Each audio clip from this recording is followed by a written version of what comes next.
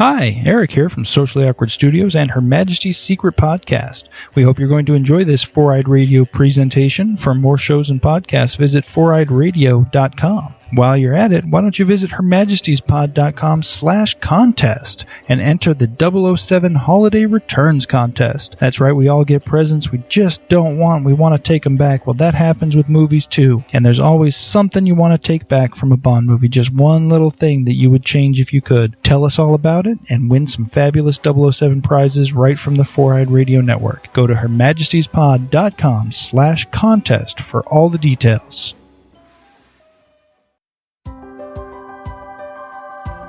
Thanksgiving, a time to stop, reflect, and give thanks.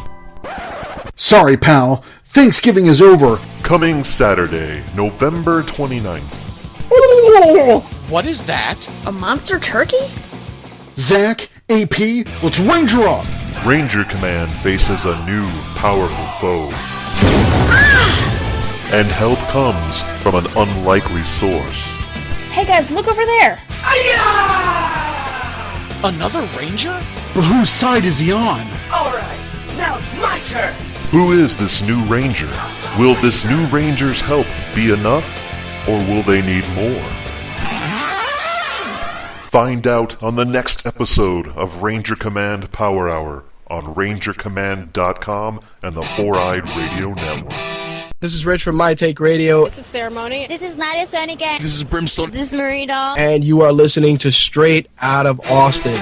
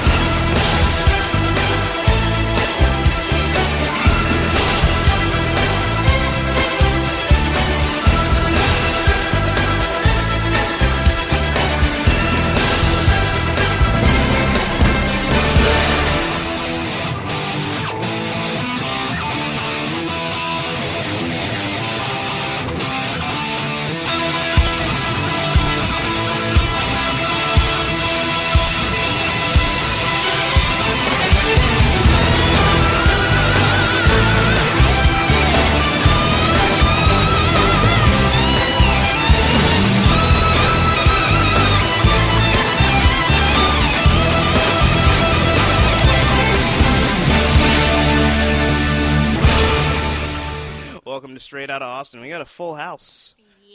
Yeah. Literally. It's okay, who's Bob Saget? Not it. Yeah, 1, 2, 3, not it. Wait, not it. I think Sherwin would be Uncle Jesse because of his fabulous hair. Yes, okay. Give me a drum set. Do you like Elvis by any chance? I do actually like Have Elvis. mercy. Who gets to be Uncle Joey? Oh. Is he the one that said, whoa, or am I thinking of the wrong sitcom? That is a wrong You're thinking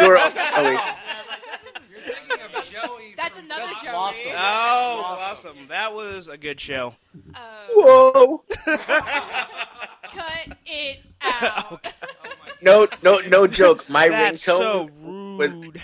My ringtone with another friend, our ringtones with each other is Joey Lawrence going, whoa. Oh, wow. Does anybody remember Too Legit to Quit? Yes. Right?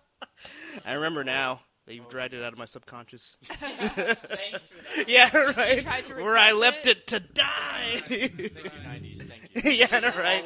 Everything was horrible. Right? Rob Liefeld was there. Oh, my God. Sponsored by the 90sbutton.com. Seriously, go. No one wants to relive the 90s. They're like, it's still too fresh. It's still deep.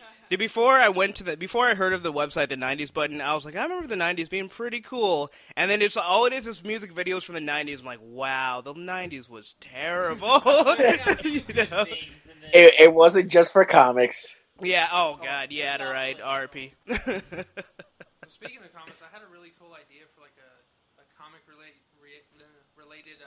TV series. You know, like there's like shows like Comic Book Man, and that show's kind of like garbage. Yeah, I was gonna say. So you had a good idea then. But I wanted to do a show that was more like dramatic in theme, and kind of following in line with like Orange is the New Black, with comic book writers, and just call it Bendis is the New Liefeld. Wow. Draw it like Bendis. And it's Bend it like Bendis. It's all about Bendis' career at Marvel and how he struggles every year to keep his job there. But like, So I'm looking up his art because I can't picture it in my brain. Rob Liefeld? Bendis. Oh, Bendis is a writer. Yeah, he's a writer. Oh, okay. That makes sense why I was like, oh. But he has drawn in the past. Oh, has he? Oh, I didn't know that. Yeah. He's not awful. Like, he's not as bad as Rob Liefeld. Yeah. I mean... He has human-esque shit. not the barrel-chested, two-armed, no hands, no legs, no feet, monstrosities.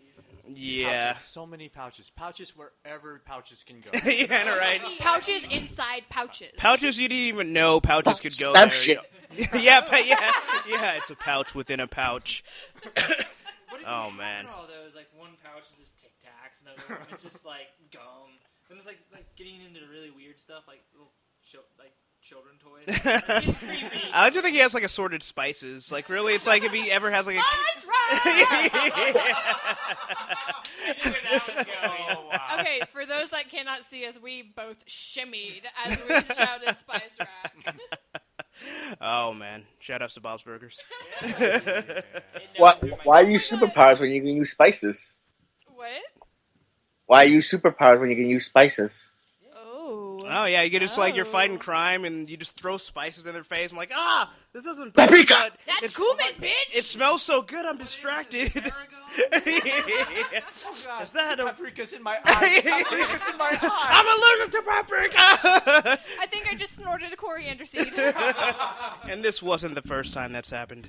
Did you just put basil all over my suit? Do you know how ridiculously expensive this is?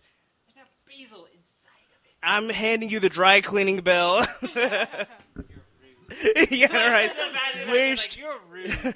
You know, I'm just gonna turn myself in so that the city can take the blame. I imagine those spices would be kind of like sand, and it just like kind of gets everywhere. Everywhere. Yeah, right. That's why you get paprika in your cooch. If I had $1 for every time. Oh my god, I'm so sorry, you guys. It burns so flavorful. It burns.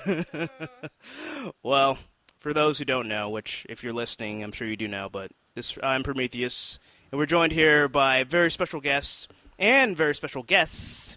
So everyone wants to introduce themselves to the audience listening. I'm Kelly Nova with Weird Girls. I'm Ace Nova. And this is Sherwin with AC Cosplay. Yeah. Oh, yeah, I'm the other co-host. Oh yeah, I'm from over here. I'm Ice. Yeah, Wow, that was the best intro ever, live you from guys. Connecticut is Ice. Yeah, no, right? Yeah. I think for like the first few episodes he was on, we were like, I think he's from New York. He's like, I'm from Connecticut. Why do you guys keep saying that? New England, Northeast. I thought he was from like New Mexico or something. He's from New something. I don't know. New something. I am from New Mexico. My other name is Heisenberg. Wow, wow, wow. For all things I've heard about Albuquerque, that's not a place you actually want to live. I've actually lived in Albuquerque. Oh, yeah? Do you want to live there? No. Confirmed. I thought you were going to get like high and mighty, like, hey, I live in Yeah, like, right. oh, is it a good place? No, it's not. Don't go there.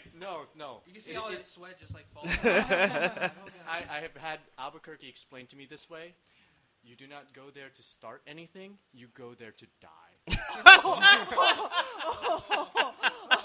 So it's pretty much just a graveyard there. Thank God you made it here. I know, right? Oh, no. I went from Albuquerque to New Jersey. Oh, wow. To Austin. Oh, wow. Wow, that's... Yeah, I know, right? We're glad you survived. That is a tumultuous journey. I guess we all took left at Albuquerque. Oh, womp, Actually, I did womp, take a womp. left at Everything's left at Albuquerque. Nice. Casey in the chat says Nova Clan for life. Hey, Casey, I love you and I miss you. She put a Y for the I because she's cool like that. For life. Yeah, for the life-filled. We have a bunch of guests. I don't know who they are. Guests. Random guests. Hello, guests. Present yourselves. Put your name in there so we know who you are. Talk your name before you enter. You He must thinks answer. he's actually part of the Nova Corps. I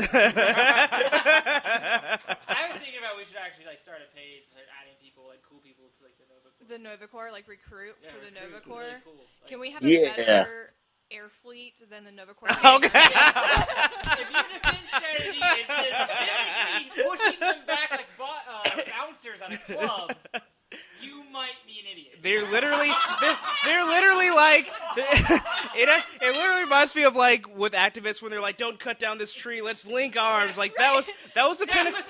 Yeah. Yeah, it's space. It's like all of this technology, you have mastered interstellar travel, and your best defense is link arms. Oh God, this ship is crushing us. Wait a second. If we form a wall in space, they can just go around us, or under us, or over us, or technically through through a us. black hole. It's like That was the thing too. It's just like the guy didn't even bother to turn. He was just like, I'm just going through. But he easily could have just been like, you know what?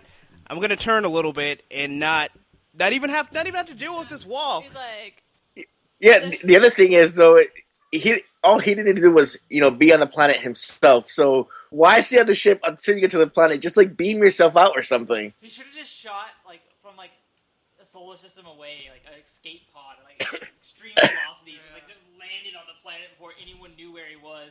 And then like Precisely. no dramatic speeches. He could have wiped out everyone with like a flick of his wrist. But he had to talk about it and then get into a dance off, and he lost. is anyone else really disappointed that Lee Pace's eyebrows did not make an appearance in Guardians? Yes, very much so. I thought I was the only one. Hopefully, we'll see them again if because they're trying to work on a Daisy, pushing Daisy's movie. So I sense excitement. wow, pushing Daisy was the best. Say the Hobbit. Schmirg. Yeah. Oh, that's right. Therendril. There's a in there. Yeah, that guy. Probably German. I don't know. Them German He lives in a elves. forest.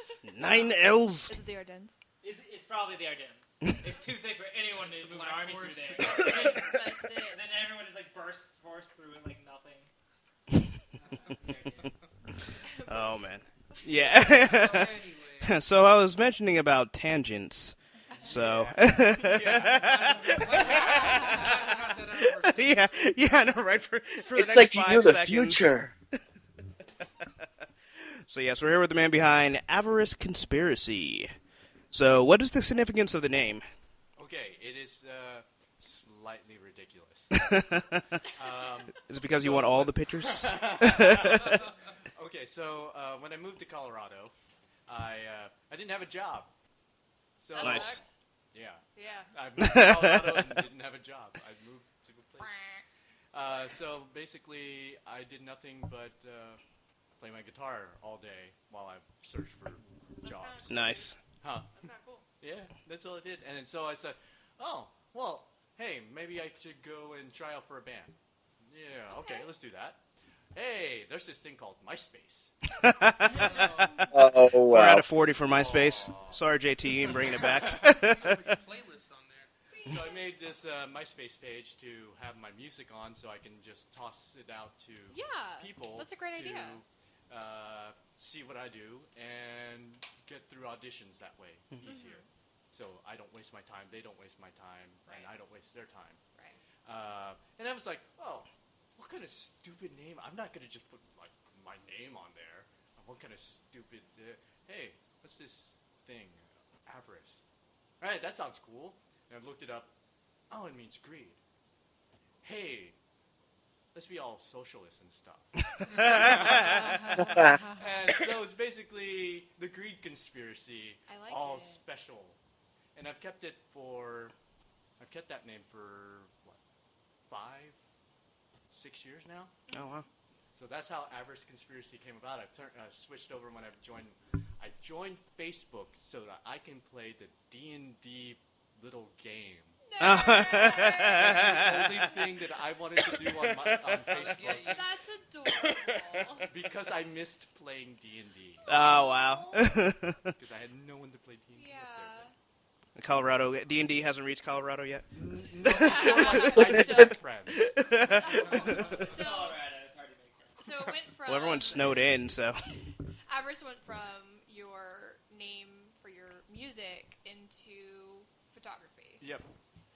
And so, did you do anything else in between there, or did you just make that jump because you enjoyed? Basically, I just made the jump. I got into doing photography because my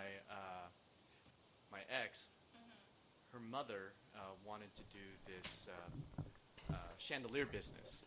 Oh. And so they needed pictures of the chandeliers. That's like really and then they're going, "You're not doing anything right now. You take pictures of these chandeliers." Wow. Thanks. That's well. I was also supposed to be running the business and fixing the chandeliers, selling the chandeliers, and now it's like so we you need had pictures. nothing to do. So you're not a fan of chandeliers anymore? I hate them. No. Every time you see him, I was just waiting for it and being a chandelier. Fixing the chandeliers was fun. Okay. And all of that is just I can't sell. Okay. So yeah. It takes a special personality to be able to sell something. Yes, it does. Yeah. Especially can't sell someone something that I just don't really enjoy. So it's just like, you don't want that? That's fine. I don't want it either. I'll just hold on to it then. So basically that's how I got into photography was I got my dad's SLR and started learning how to take pictures of these chandeliers. And then I found out, hey, I might actually be good at this. If you can take a picture of a chandelier, I think you can take a picture of people. Chandeliers seem harder than people. No? No. There's no move. Chandeliers don't But talk you have back. to get them at a certain angle to do the thing with the stuff. Well, basically, and the lines and. I had to take them. I had to put them up, get them wired up, and then into a socket, and then photograph them, make them look interesting. Just like draw a mustache on them. I wish. I wish. The handlebars. Yeah. A little Instagram Photoshop with a mustache here and like a twinkle there. Yeah. Can you make it look like it's winking? So yeah, that's how I got into photography. That's really impressive. I mean, to go from just basically someone saying like, "Oh yeah, you have a lot of time on your hands, take pictures," and to progress to where you are now. Yeah.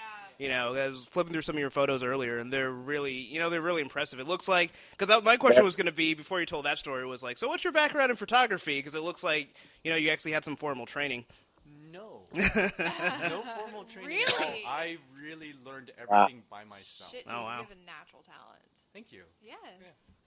We can call it the chandelier effect. I still have half a garage full of them. No. Yes. They're slowly going away. Are they They're being party taken- favors? Huh? Party Party Yeah, favors. yeah. You throw a party, everyone gets a free chandelier.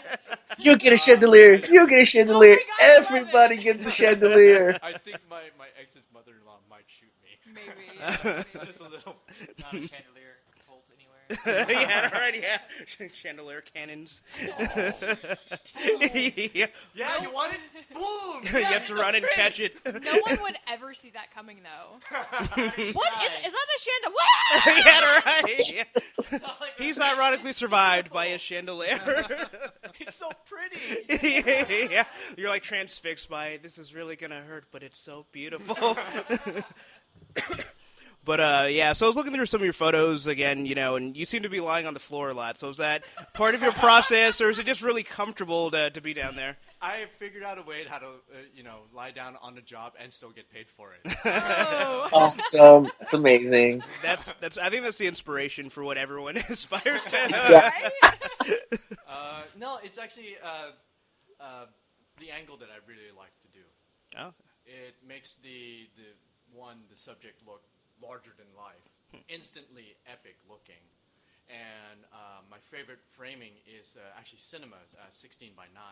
So if I get far enough away, I can actually get this more cinematic look out of the picture. a lot of photographers are doing that 3/4 or just headshots or just full body shots. I'm instead thinking, I want the whole picture, the whole environment. That's why the location is very important to me. Oh, I can imagine. And I really struggle to look for a location that works. One for the subject and the wardrobe. I have kind of this triangle that I do. I have environment, the wardrobe, and the pose. Oh, okay. Those are the three most important things to me when I'm trying to construct a picture. If one of those doesn't work, then the whole picture falls apart for me. Kind of throws off the aesthetics of the entire thing, yeah. So it's like a triforce of photography. Basically, yes. Triforce of power there. Way to nerd that out. Awesome. Okay, I'm going to use that. But yeah, so when you're not taking photos, like, what other hobbies do you have? You know, do you have another job outside of this, or is this what you do full time? No, I have a fantastic job in the glorious retail industry. Oh, you're so lucky. I know. So awesome. But I don't have to talk to anyone. Oh, nice. How did you manage that? How do you get into retail and not talk to anyone? Sherwin, he's amazing. He just lays down and he just lets him walk past. Hey, what about those trousers? Cool. That sure looks great on you. No. I get to be in the warehouse. So that's how I do not. I should have seen that coming. Bobby, that's all he ever does in retail. Warehouse and packing and putting lawnmowers on people's trucks. Well, not anymore. Now he does customer service for EA. But So the complete opposite then. Yeah, that's a complete opposite. Yeah, but he worked at like Sears and Target and stuff and Randall's. He did all like stocking stuff. Yeah, so I started leaning towards that too. It's a better route. Yeah. It's a lot better route. Yeah. Well, now he does customer tech. He failed himself. He's kind of stuck there, but I don't know. He's happy. So. No, I used to actually sell cameras. Oh, wow. Oh, really? Yep. Was this before or after you started using caers? After. Oh, okay. So would you say that selling cameras is a gateway drug to cameras? For many people, yes. I started when I started selling cameras. I've already been doing my thing for a little bit, a couple months, and it was fun because then I can go to other people and go, "You want to do this too." Yeah, that's always the best way to sell something. Is like when you yourself actually would want that product. Yeah. Did you ever have? That's why, yeah. Did you ever have like any cameras in particular? Like, you know, these cameras are perfect for taking pictures of chandeliers, and I know because I have.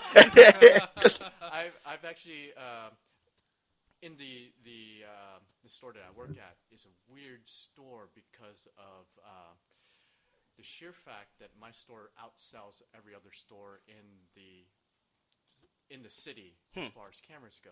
Because one, nice.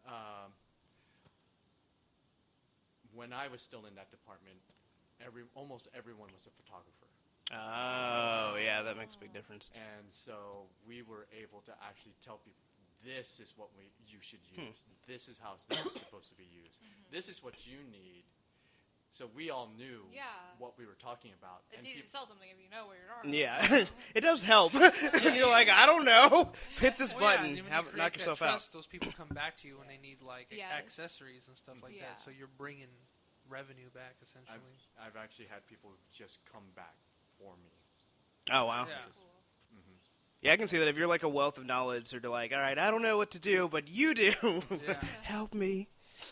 No, it was fun. It was fun, and then the only reason I switched out was because the hours that they offered me allowed me to have one, a set schedule, and two, I can now start pre-scheduling photo shoots for myself in the afternoons and evenings and weekends. So now I can do even more work. You have the best of both worlds, really, with that. Seriously. It is super lucky. I literally stumbled into it. I just did one thing, and then they said, "Hey, you could do this. Do you want it?" Well, I'm going to go away. Do you want my job? All right. Sure. Fine with me. What's the hours? Yeah, I'm so taking it. Do I not? I don't have to talk to anybody? Sweet. I'm so taking it. Wow. So Did you have to sacrifice your firstborn or something in order to get this life that you have right now? Because no, if on your side. If the devil came up to me on the crossroads and said, "Do you want more?" I'd be like, "Fuck yeah, yeah." Give me just a little bit more. Devil, if you're listening. You gotta bring your violin. We gotta buy it right now. Bring your fiddle, man. Because I will lose. Find your feet, though. Yeah, all right. You can only take pictures of Rob Liefeld. All right, deal is off. Deal is off. There's always a catch. I don't know. That might actually make me famous. Yeah, that is true. You'll be known for the best photos of pouches. Dramatic angles of panels drawn by Rob Liefeld. He has to be the director of photography for the Rob Liefeld biopic. Oh my God! Yes. Yeah. Because I want to be attached to failure. I have to use that quote. That is excellent. It's directed by Yue Bull. Ouch. Ouch. Oh, man. I think he's the only one who can do this justice. Oh, yeah. Maybe it'll just somehow, everything about it just being bad will somehow make it great. Like, all the negativity will cancel out, and it'll be some fantastic film. It'll be like a cult classic because of, like, how ridiculously bad it is. Yeah, yeah. Well, just judging from the script and the dialogue. You draw good brothers, brother. Good. It just sounds like really bad blaxploitation. It just sounds really bad well, I in guess general. all blaxploitation is really bad. But there's some I don't know, Black Dynamite, pretty Dynamite, good. Well, that was like parody blaxploitation. Yeah.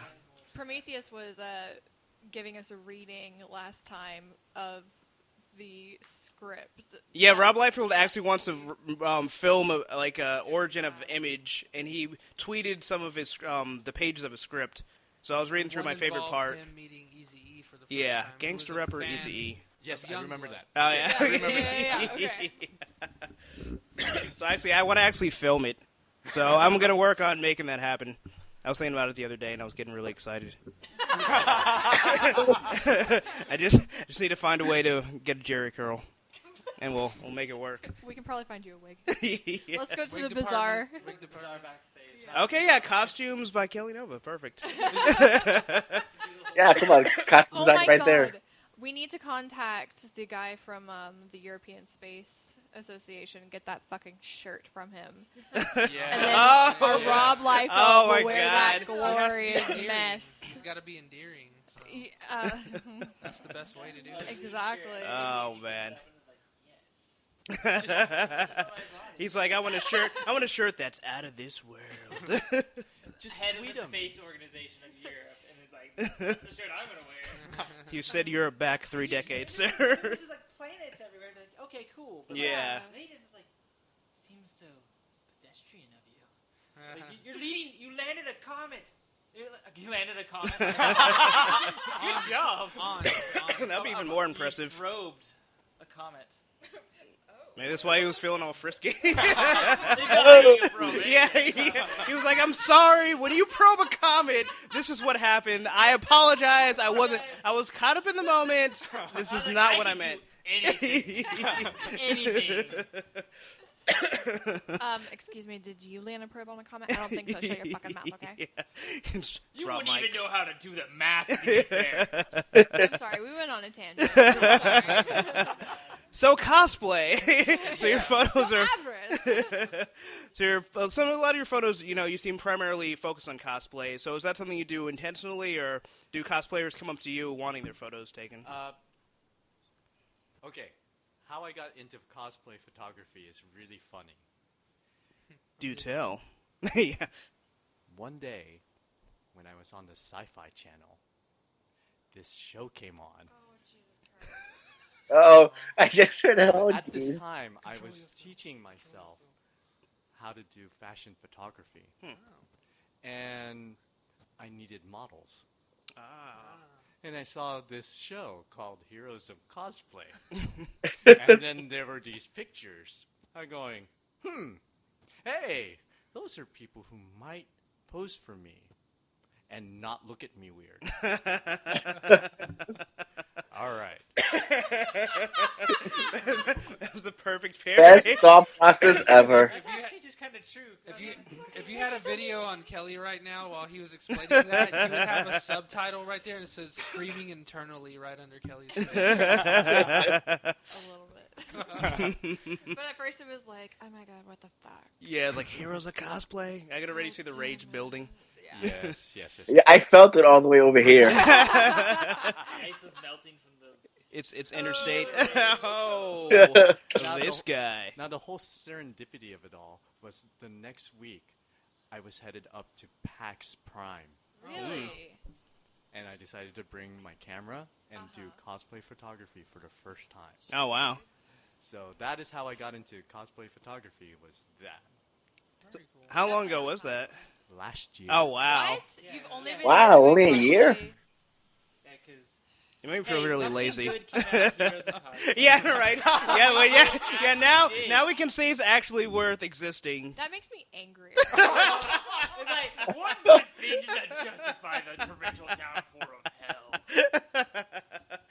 Oh, man. Now, I've only seen really 2 episodes of that show.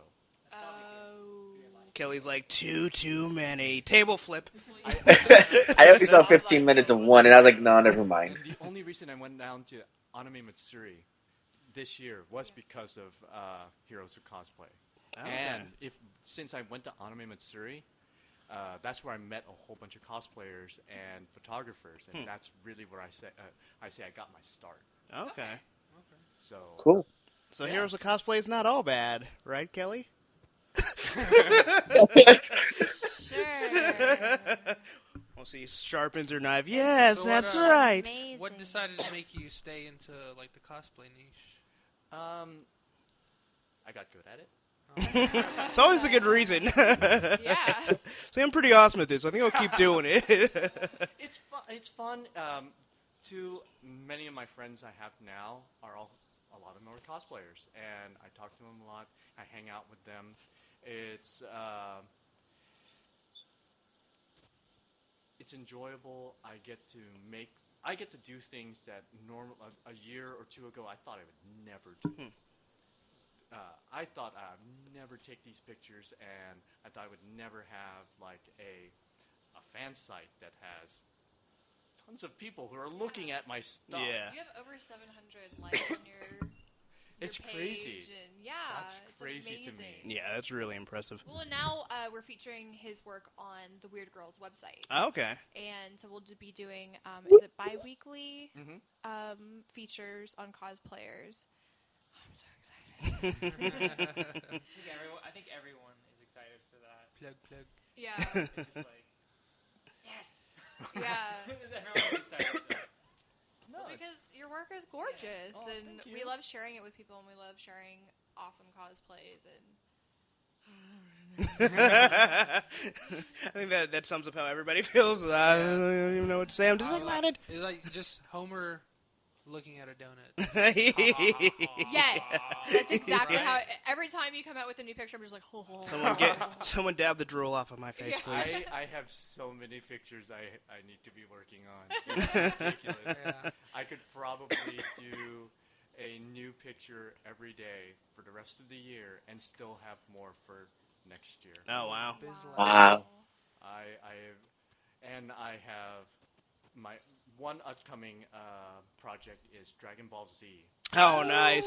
So one of my friends, Boba Fett? Yeah, Boba Fett ATX. Yeah. We met him. Yeah, he was the awesome. Turles, right? Turles, Yeah.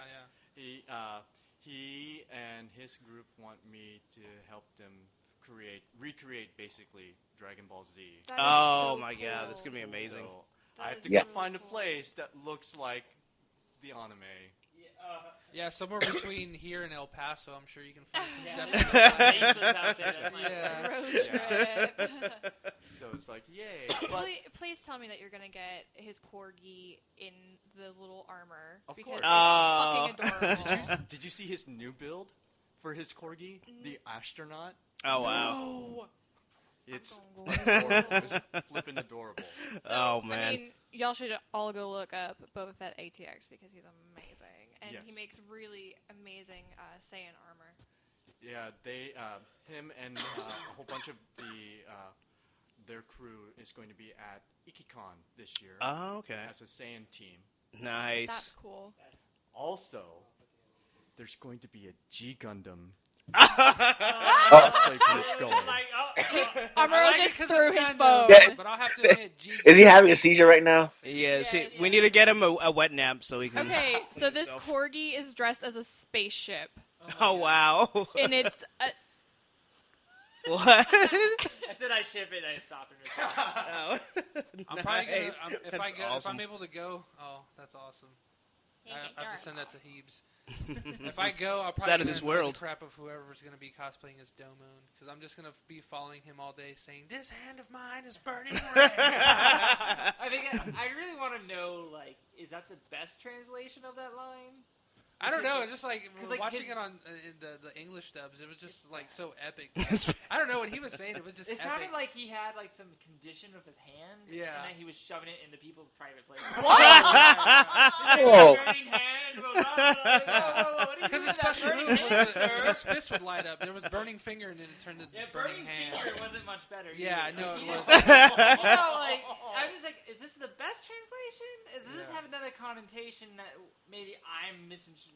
Because when you hear it offhand It's from burning. the television, you're like, It's burning hot with love. Well, everyone has different ways of spending their Saturday night. You know, I'm not gonna begrudge anybody for where they want to put their hands or fingers, and whether or not it burns. or Yeah. not. they're burning it up. I'm pretty sure they shouldn't be, but Kids, if you've handled jalapenos, or jalapenos. No! Why? These nachos, they're burning. These nachos of mine. This are reminds me burning of red. that like Ron White like thing. He's like, he's mocking like people calling the emergency room. Oh my god, my balls are orange, sir. Is there Cheetos in your lap? Oh, that's the kind of like, hey, like, we know what you're doing. So aside from taking pictures of chandeliers and cosplayers, is there any other type of photography that interests you? I like to do fashion and modeling and beauty. I love doing that. Also, I used to do a lot of landscape and black and whites. I'm hooked. I've always been hooked on black and whites. I don't usually do black and whites now because cosplayers want full color. Right. But I love black and white. I just recently did a 5-day black and white challenge. Oh, nice. And it was basically my friend Dominique Quinn. She's up in Dallas. She's a photographer and cosplayer there. Tagged me on this 5-day challenge. I'm supposed to put a black and white picture for 5 days, what I've done. And I went back for my stuff. It's like, oh, I really love doing this. The first picture I put up was this. So for me to practice lighting, I used to take my action figures. That's cool. And put them up onto my backdrop and then just light them up. And I did this one where it was a backlit experiment I was trying to do, and it was with a Rei Ayanami figure that I got about 10, 12 years ago. And basically it's backlit, and so all you saw was the silhouette and the hints of the body. Okay. And that was the first shot I put up on this black and white challenge, and that's I was like, oh man, I forgot how much I like doing black and white. Yeah. That's pretty cool. So to kind of follow up on that, Luis had posted a question. I know it was a little bit late when we posted it, but on top of that challenge, what other different types of challenges do you do, and does it help you with your work? Actually, I don't get challenged a lot. A lot of people kind of forget me. I'm not famous at all. I'm still really small time in this community. So I'm kind of just building my name and stuff. Really what I like to do is kind of change how I work and how my images look from everyone else's to separate myself from the myriad of cosplay photographers here in Texas alone. Houston's group is huge. There's a ton of photographers there, cosplay photographers. Dallas is a monstrosity. Yeah, I bet. That whole community up there is huge. That is crazy. San Antonio, there's a very close-knit group there. And then there's Austin, which is bizarre. We are the bizarre little... Of course. Definitely sounds like Austin. Yeah. Almost like redheaded stepchild. Because when I started doing cosplay photography, I didn't know anyone in Austin. I knew more people in Dallas and Houston than I did in Austin. I struggled, actually, to try to find cosplayers here in Austin who were working. It was only until I stumbled upon this monthly meetup, and then with the... RTX was weird. RTX was bizarre for me, because everyone I worked with or hung out with at RTX was an out-of-towner. Oh. There were a lot of people from out of town at RTX last year.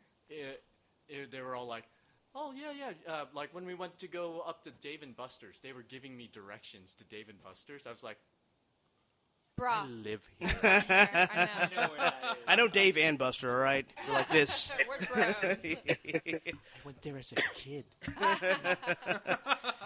I still have my tickets. I think I actually still have my card from that day. It still has tokens, I believe. Nice. So skee ball's on you then, is what you're saying. Until I actually stumbled onto the Weird Girls. They were the first people in town that I actually... Yeah, you were super stoked. You were like, y'all ever about that? What the fuck? Totally. Because, okay, so Zombie was there. And I photographed her for the first time up in...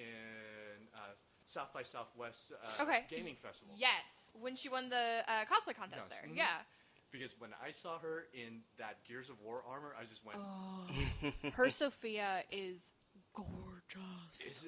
I was like... Yes. That dropped my jaw. Yeah. I was looking through the line and just going... The lights and shit on that thing. Oh my god, there's... And the grenade. Oh, the grenade. The grenade, like, pushed it over the top. Like, she has the grenade on top. A little swing, like... Oh, yeah. Oh, nice. It was... That... when I saw her, I was like... No one else. I was like... You. I want to work with you. Well, and did she go like... I don't think she did. Or did she draw her gun and she was just like, what do you want? It does go one of two ways with her. Yes, it does.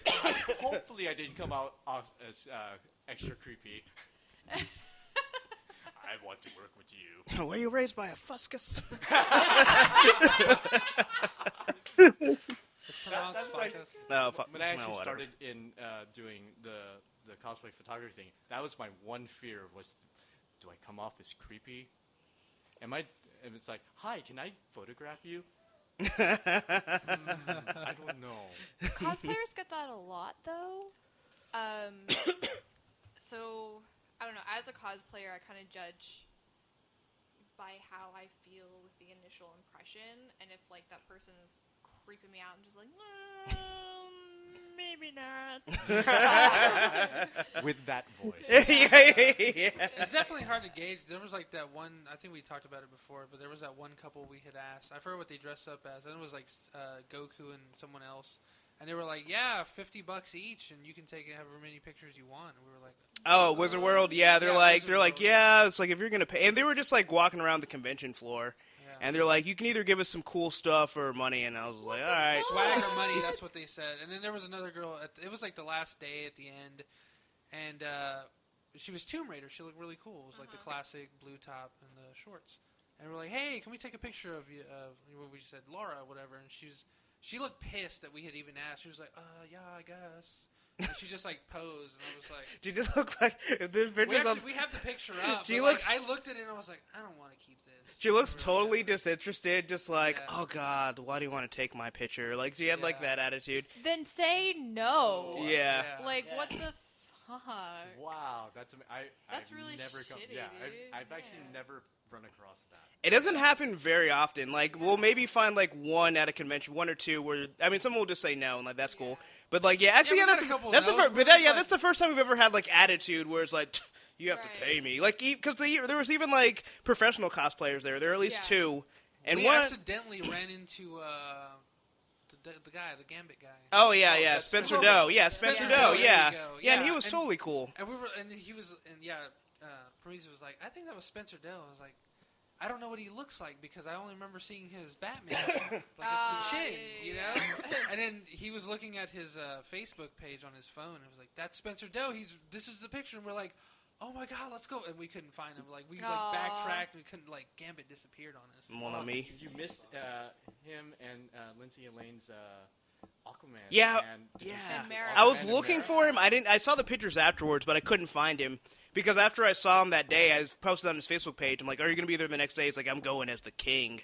So I didn't know what to look for, and then I didn't see him at all. And then I saw the pictures afterwards. I'm like, yeah. And just another quick little tangent. Well, it kind of pissed me off because it was just like other like onlookers' attitudes towards the photographers.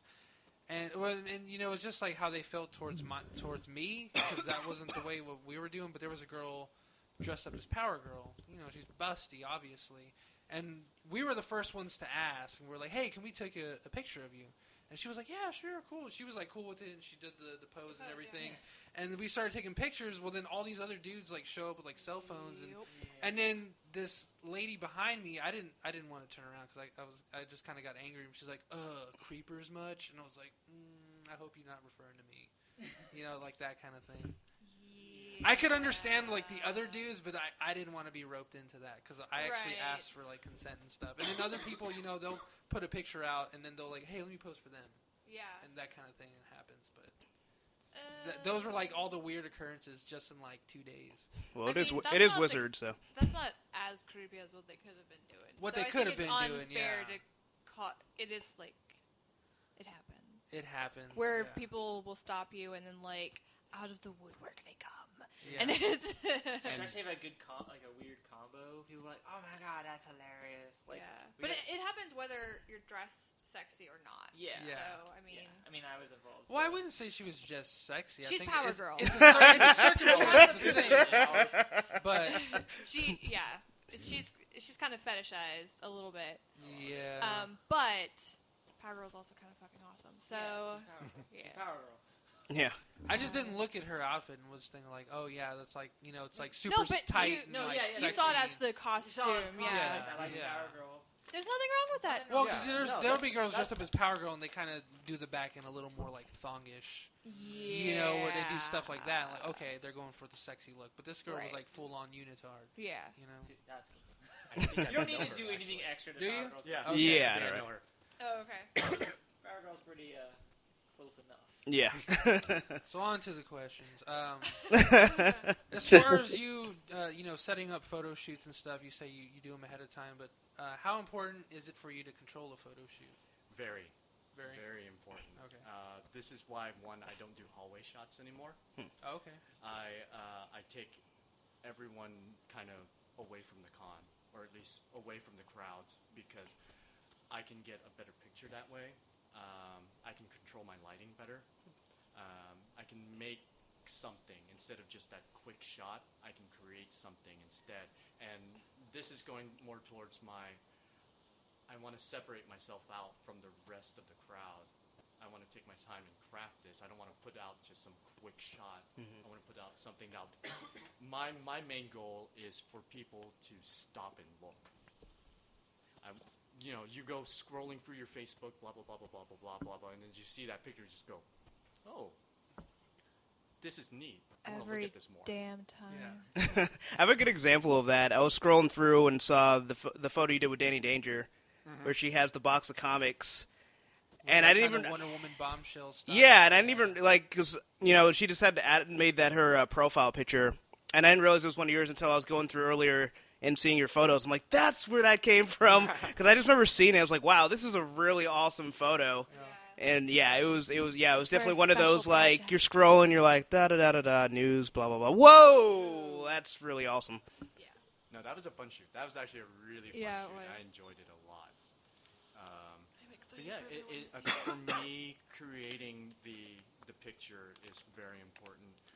The environment is the location. makes or breaks the picture. Because if you don't find something suitable, like let's say you've got kind of this creepy girl thing, and then you're just out in the sunlight. Oh, yeah. It's like, what's that? Yeah. Why not go find someplace dark and like disgusting? Right. Yeah. Back alleys of Guadalupe or something. Pretty much. But I love that. I love that you recycle your locations, though. But like you're very conscious about the time frames that you use them. So you'll use one location, like we went and shot Kingdom Hearts, and it was a perfect location. It was next to the UT Tower, and he just kept saying, I could never use this location or this gate ever again, or at least for 6 months. And I love that you're very conscious of that, because as a cosplayer, it's like my picture is going to be special because it's not the same fucking location every time. Yeah, because if I use the same thing, it's just like, that's lazy, and I didn't do a service to the person I'm photographing. They come to me because I'm going to do something special for them. I'm going to create something that is unique for them, and which is hard because I'm running out of places to shoot in Austin. I'm having to be like really, really creative at places. The only place that I've shot multiple times at has been Butler Park next to the Long Center. I've used the Long Center a couple of different times. Yeah. But it's so big and so diverse at Butler Park, I think. It's easier there. Yeah. And I can kind of like get away with things. And also I've used Mueller Lake a couple of times, actually. But that place also has multiple different sites that I can use and get some new stuff out of. Like a next upcoming shoot, I think that for IkiCon, if my friend decides to come on Up Sunlit, if you're listening, she made Katniss's dress from Catching Fire. Oh, nice. Oh, wow. Wait. Not The Mockingbird, the Mockingjay one? I don't think it's the Mockingjay. It's the black one, the slinky black one. Yes. With the wings? I don't know if she had the wings. I didn't get to see it all. I only got to see pictures of it. Oh my god. Oh my And god, that dress is fucking gorgeous. She looks absolutely gorgeous. Can't even do it. What's her name on Facebook? I'm looking her up Sunlit right now. Cosplay. And Everybody Sunlit Cosplay. Let's do it together. And if she brings it up to IkiCon, I've got an idea at the O. Henry. Oh, that's her! I know her. Yeah, you know her. I know her. Oh my god, yes! Yeah? Oh my god! She's so fucking gorgeous. Yeah! So, yes. Holy shit. So what you're telling me is you're excited. Oh, wow. Not at all. What gave you that idea? Oh my god, She looks kind of like that. Isn't that the female Loki girl that we took? No. That's a different one. Okay. That's not that one. I know who you're talking about. This one. She was like barefoot that day. Remember? She was like one of the last ones we photographed. Yeah, I know what you're talking about. Where she had like more of the dress.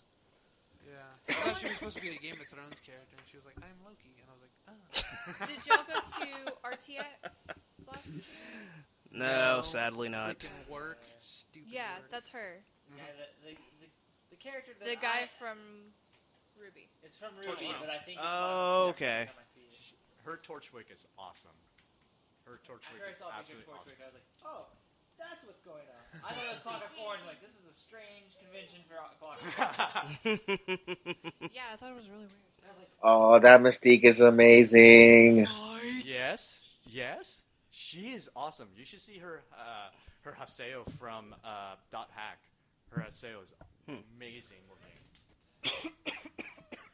Oh my god, the costume for Interstellar 5555. Oh my god, that's great. That's amazing. I love you, Luis. You and I have the same excitement. like my excitement was like, ah. Like I was like so Yeah. quiet. I was like, yay. See, that's what I love about what I do now is I get to photograph these amazing costumes, and I'm so lucky that people let me do this. Yeah. I get to meet people who are into craftsmanship, and that's what really brings me to like certain cosplayers and certain cosplays is that they look amazing. It's like look at this dress. And one of my favorite things to actually photograph is ball gowns. Okay. I love photographing ball gowns. There's this one cosplayer out of Houston, Cosmic Empress, and she makes amazing ball gowns. They are just drop dead gorgeous ball gowns. And another cosplayer up in Geeky Seamstress up in Dallas, and she made a evening wear ball gown for Miss Marvel. Oh, wow. Oh, very cool. That one, yes, I know which one you're talking about. It's based on an art. They're kind of like tarot cards. I can't remember the actual style name it's of Art it. Nouveau. Yes. But it's all like I have a bunch of those on the my Pinterest. female superheroes, and there was a She-Hulk in there, And she posted a picture of it, and I got to photograph her up in Acon this year, and I just went, that's amazing. Cosmic Empress did the Labyrinth ball gown. Yes. Oh my god. I got to see that. Oh my god. In person? Oh, wow. Yes, I got to see that in person. Get the fuck out. I got to see that in person. She also has an amazing looking Elsa ball Yeah, gown. she does. And she's actually she does. I don't know the silence. She's coming It's like no one's gonna argue. she's coming up to IkiCon. So a lot of people are actually coming to IkiCon this year because they're having the regional qualifiers for World Cosplay Symposium. Oh, wow. Which is basically an international cosplay contest. And they go through stages until you go to compete with other countries in Japan. Oh, wow. Wow. That's crazy. I didn't even know like cosplay was that big to have like it's that's impressive. Cosplay around the world, there are like Germany has some amazing cosplayers. Russia has some amazing cosplayers. Italy and France. I actually had to put my Facebook page as AC Cosplay TX because Assassin's Creed cosplay out of Italy. And I looked them up. I just went, holy, this is Assassin's Creed in Italy. Yeah. So like literally, you can't really beat those location shots. Yeah. I can do anything with that. That is not Photoshop. You could probably find a really nice Catholic church down there. Not. Yeah, that's like not with Spanish Catholic Catholic church's compared money. to Italian Catholic. Yeah. during like the actual shots from the game. Like, yeah. Right. Like they're actually sitting on top of Flanagan's amphitheater at the Coliseum. Oh, jeez. Actually assassinating people. It's like, we need to get this as lifelike as possible. Sometimes you have to make sacrifices. Yeah. It's like me going up to like New England to go photograph like Connor. Yeah. I hate you, New England. I really hate you. And you'll shout out. No, I'm just kidding. But yeah. So I was wondering, with sometimes there's issues with people stealing people's work. Have you ever had that type of issue, or has that been anything? Luckily, I have not. That is definitely good. I've been very fortunate, and I think the only reason why haven't had any problems with that because I am small time. No one really knows me outside of the community here in Texas. But I've seen other people that has happened to them. It really comes down to the community policing everyone. Yeah. And just respect your photographers, and the photographers respect your cosplayers too. Yeah. Because without each other, we can't do any of this. Right. We have a bizarre industry. It is really bizarre because we sell prints. We sell books now. we have this whole community that does these videos for conventions and things like that. And it's this little niche industry that we've created for ourselves. But we can't do anything without each other. So, support your cosplayers by, if you like their stuff and they're selling prints, buy their prints. Yeah. If you like the photographers, buy their books. Like, freaking Big Bazooka just put out a book, and it's amazing. It's basically his life work. Another one, Cosplay in America, put out a book. Oh, yes. And it's an amazing book. These are things that drive our community to do more and strive for more. We have people who have gone from doing cosplay to turning that into their profession. They are costume makers. They are seamstresses, leather workers. Even comes down to professional modeling. It's a branched out thing. But just remember that you guys got into this for the fun of it. Yes. We enjoy this because we want to build things. We want to share what we built, and we want to go to these conventions and see our friends and see what our friends have done. And what they've created, and have some good freaking times, Amen. Really? Yeah, for me, definitely at conventions, it's always like it's the costumes that are always my favorite thing. It's like, oh, there's celebrities, whatever. You can see them on TV, but just seeing all the costumes, and especially when people do like really unique ones or mashups or something like that, and it's always one of those things where it stops you in your tracks, and you're like, wow, this is really amazing. But that's always been something that I've really enjoyed.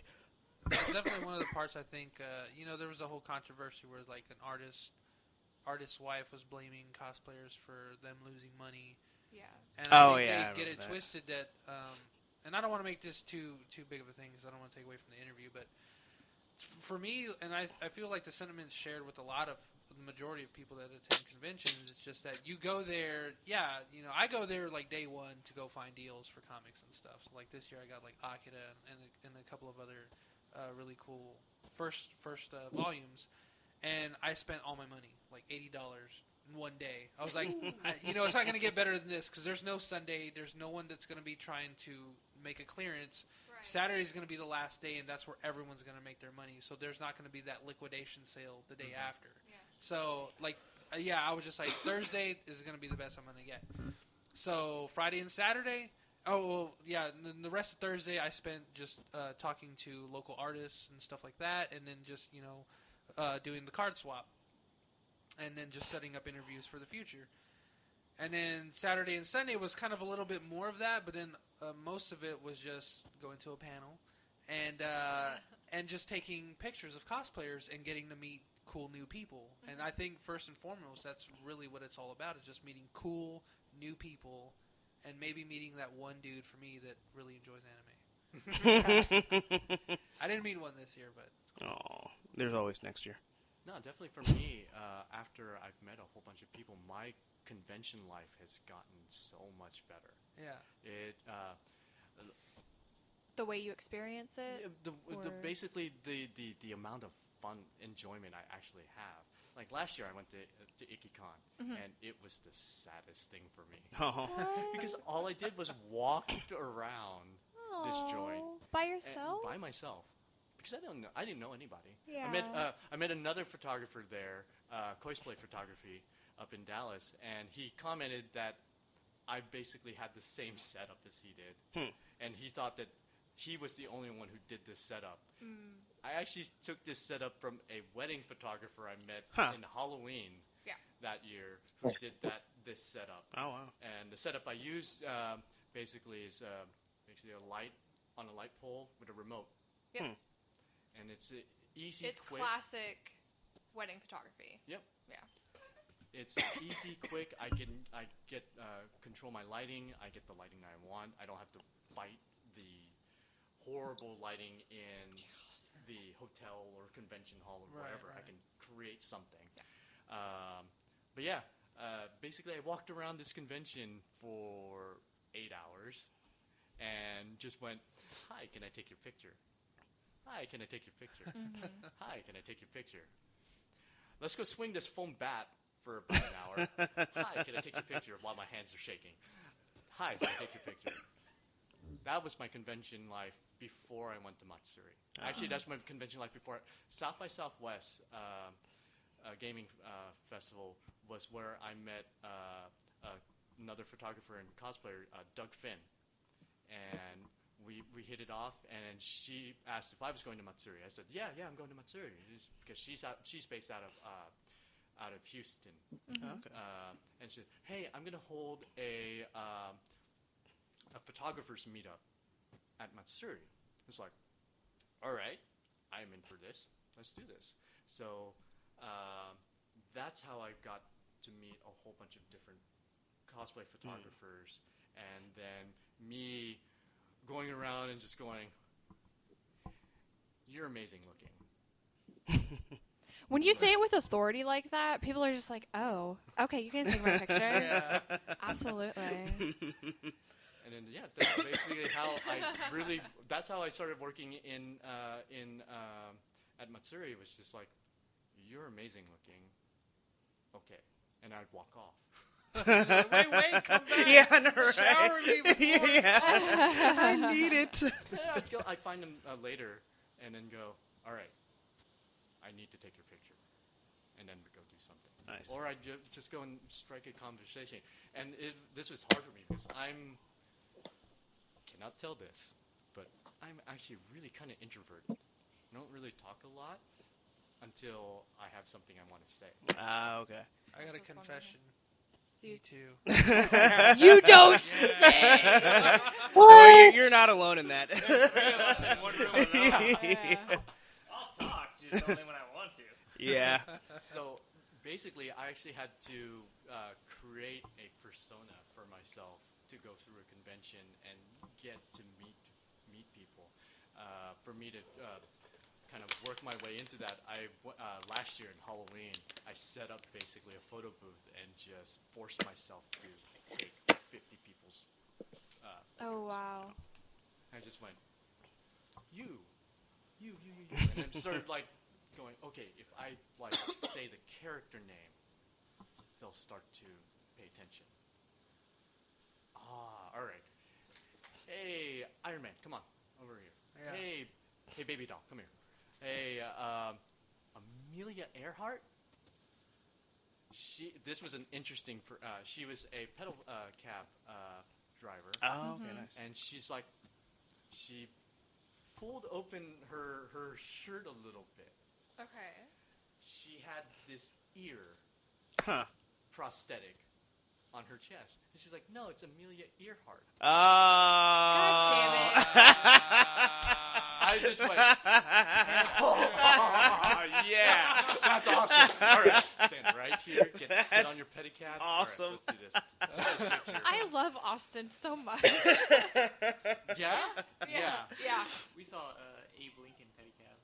Really? Abe Lincoln pedicab was the best. Oh my God. He was hoping it too. He was like, Yeah. But it was like sexy Abe Lincoln. Was it Vampire Hunter version? Did you tell them, "Get me there 7 years"? Oh, I Oh. You better not take a fortnight. Oh man, that's awesome. So in one of your posts, you had mentioned that you're colorblind. So does that hinder your being able to take like photos, or is it something that hasn't really bothered you, or does that play a part at all? It doesn't bother me because I don't really pay attention to colors. I pay attention more to shapes. Okay. That's why a lot of my pictures, the poses, is really my main goal, and then the overall framing and the area. That because how am I gonna tell color? Yeah. Well, the coloring on your photographs, they're actually very beautiful. So how do you adjust and post? Do you just look at the histogram on the in Lightroom, or? kind of just fudge it. I fucking hate you. You're so amazing. Talk about Arthur Fonzarelli over I there. know, right? He just like bangs the computer and fixes Yeah, himself. right. Sticks his thumbs in there, just like, hey. I actually have like Yeah, a couple of set numbers that I kind of like hit everything Okay. to. It's like, okay, this doesn't look terrible to my eyes. All right, let's see. Because before I used to go, yeah, that looks amazing. Show it to someone else. Oh my God, that grass is neon. That does not look normal. Okay. So what I've learned how to do is get it to where it looks amazing to me, and then knock it back. Gotcha. Okay. That makes sense. It's kind of like a system that you've developed. Yeah. Like one of my friends, when I did that post, I put a picture up to it, and one of my friends on there, Jeremy Cadwell, who's a cosplay with me up in Dallas, he posted on there, but dude, that whole picture's green. I was like, well, all right. It's the Hulk. It's what I was going for, totally. I'm going through my green period right now. Actually, you should go check out cosplaying with me, Jeremy Caswell's stuff. His It's called Cosplay Cadwell. with... His photography's gotten really good. He does also some amazing con videos. He's got some great stuff from like Dragon Con, Otakon, some fun stuff from recently from what did he just do? I think he's still trying to put up his stuff from Onicon that was in Houston, and then I think he had some fun at Anime North Texas, and I think he did something good at he did some good stuff at Alamo City. Oh, okay. So, yeah, he travels a lot. I think next year, what he says he's trying to do is try to go a lot more out of state conventions. Oh, okay. Because that out of state from Texas is a whole new ball game. Oh, I can imagine. Compared, it's we are very niche here. It's kind of hard to leave Texas. Yeah, right. It's about 11 hours is the drive out. From here In to El all Paso is, directions. like, from Portland, Maine to like Connecticut, pretty much. Yeah. Maybe even longer than that. You know, that's probably like the halfway. I saw point, a map to be where honest. like there's like this red zone across all these different states. And it's like, if you're in this red zone and you're living in Texas, you're closer to these areas than you are to other parts of Texas. Yeah. It just takes forever to leave the state. It's like 6 hours later, and you're like, I'm still in this state. Well, what's worse is like Austin's the very middle. Yeah. Like it's almost like 0.0. You know, maybe if it was like a little bit to the left, it'd be like right there.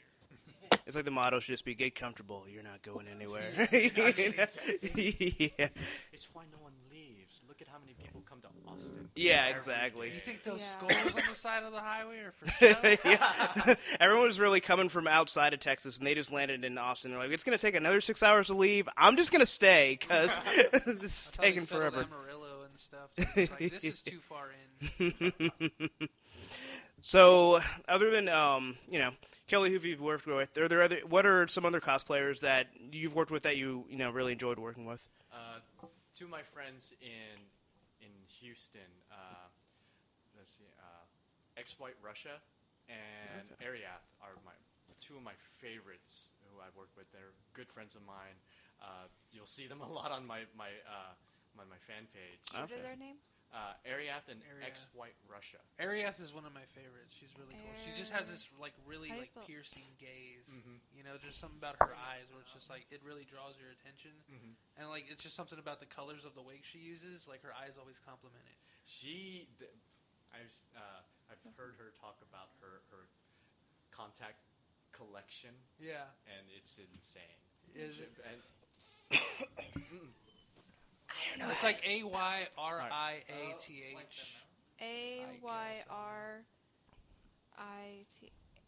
Ayriath. Come on, spelling bee champion. Shut up.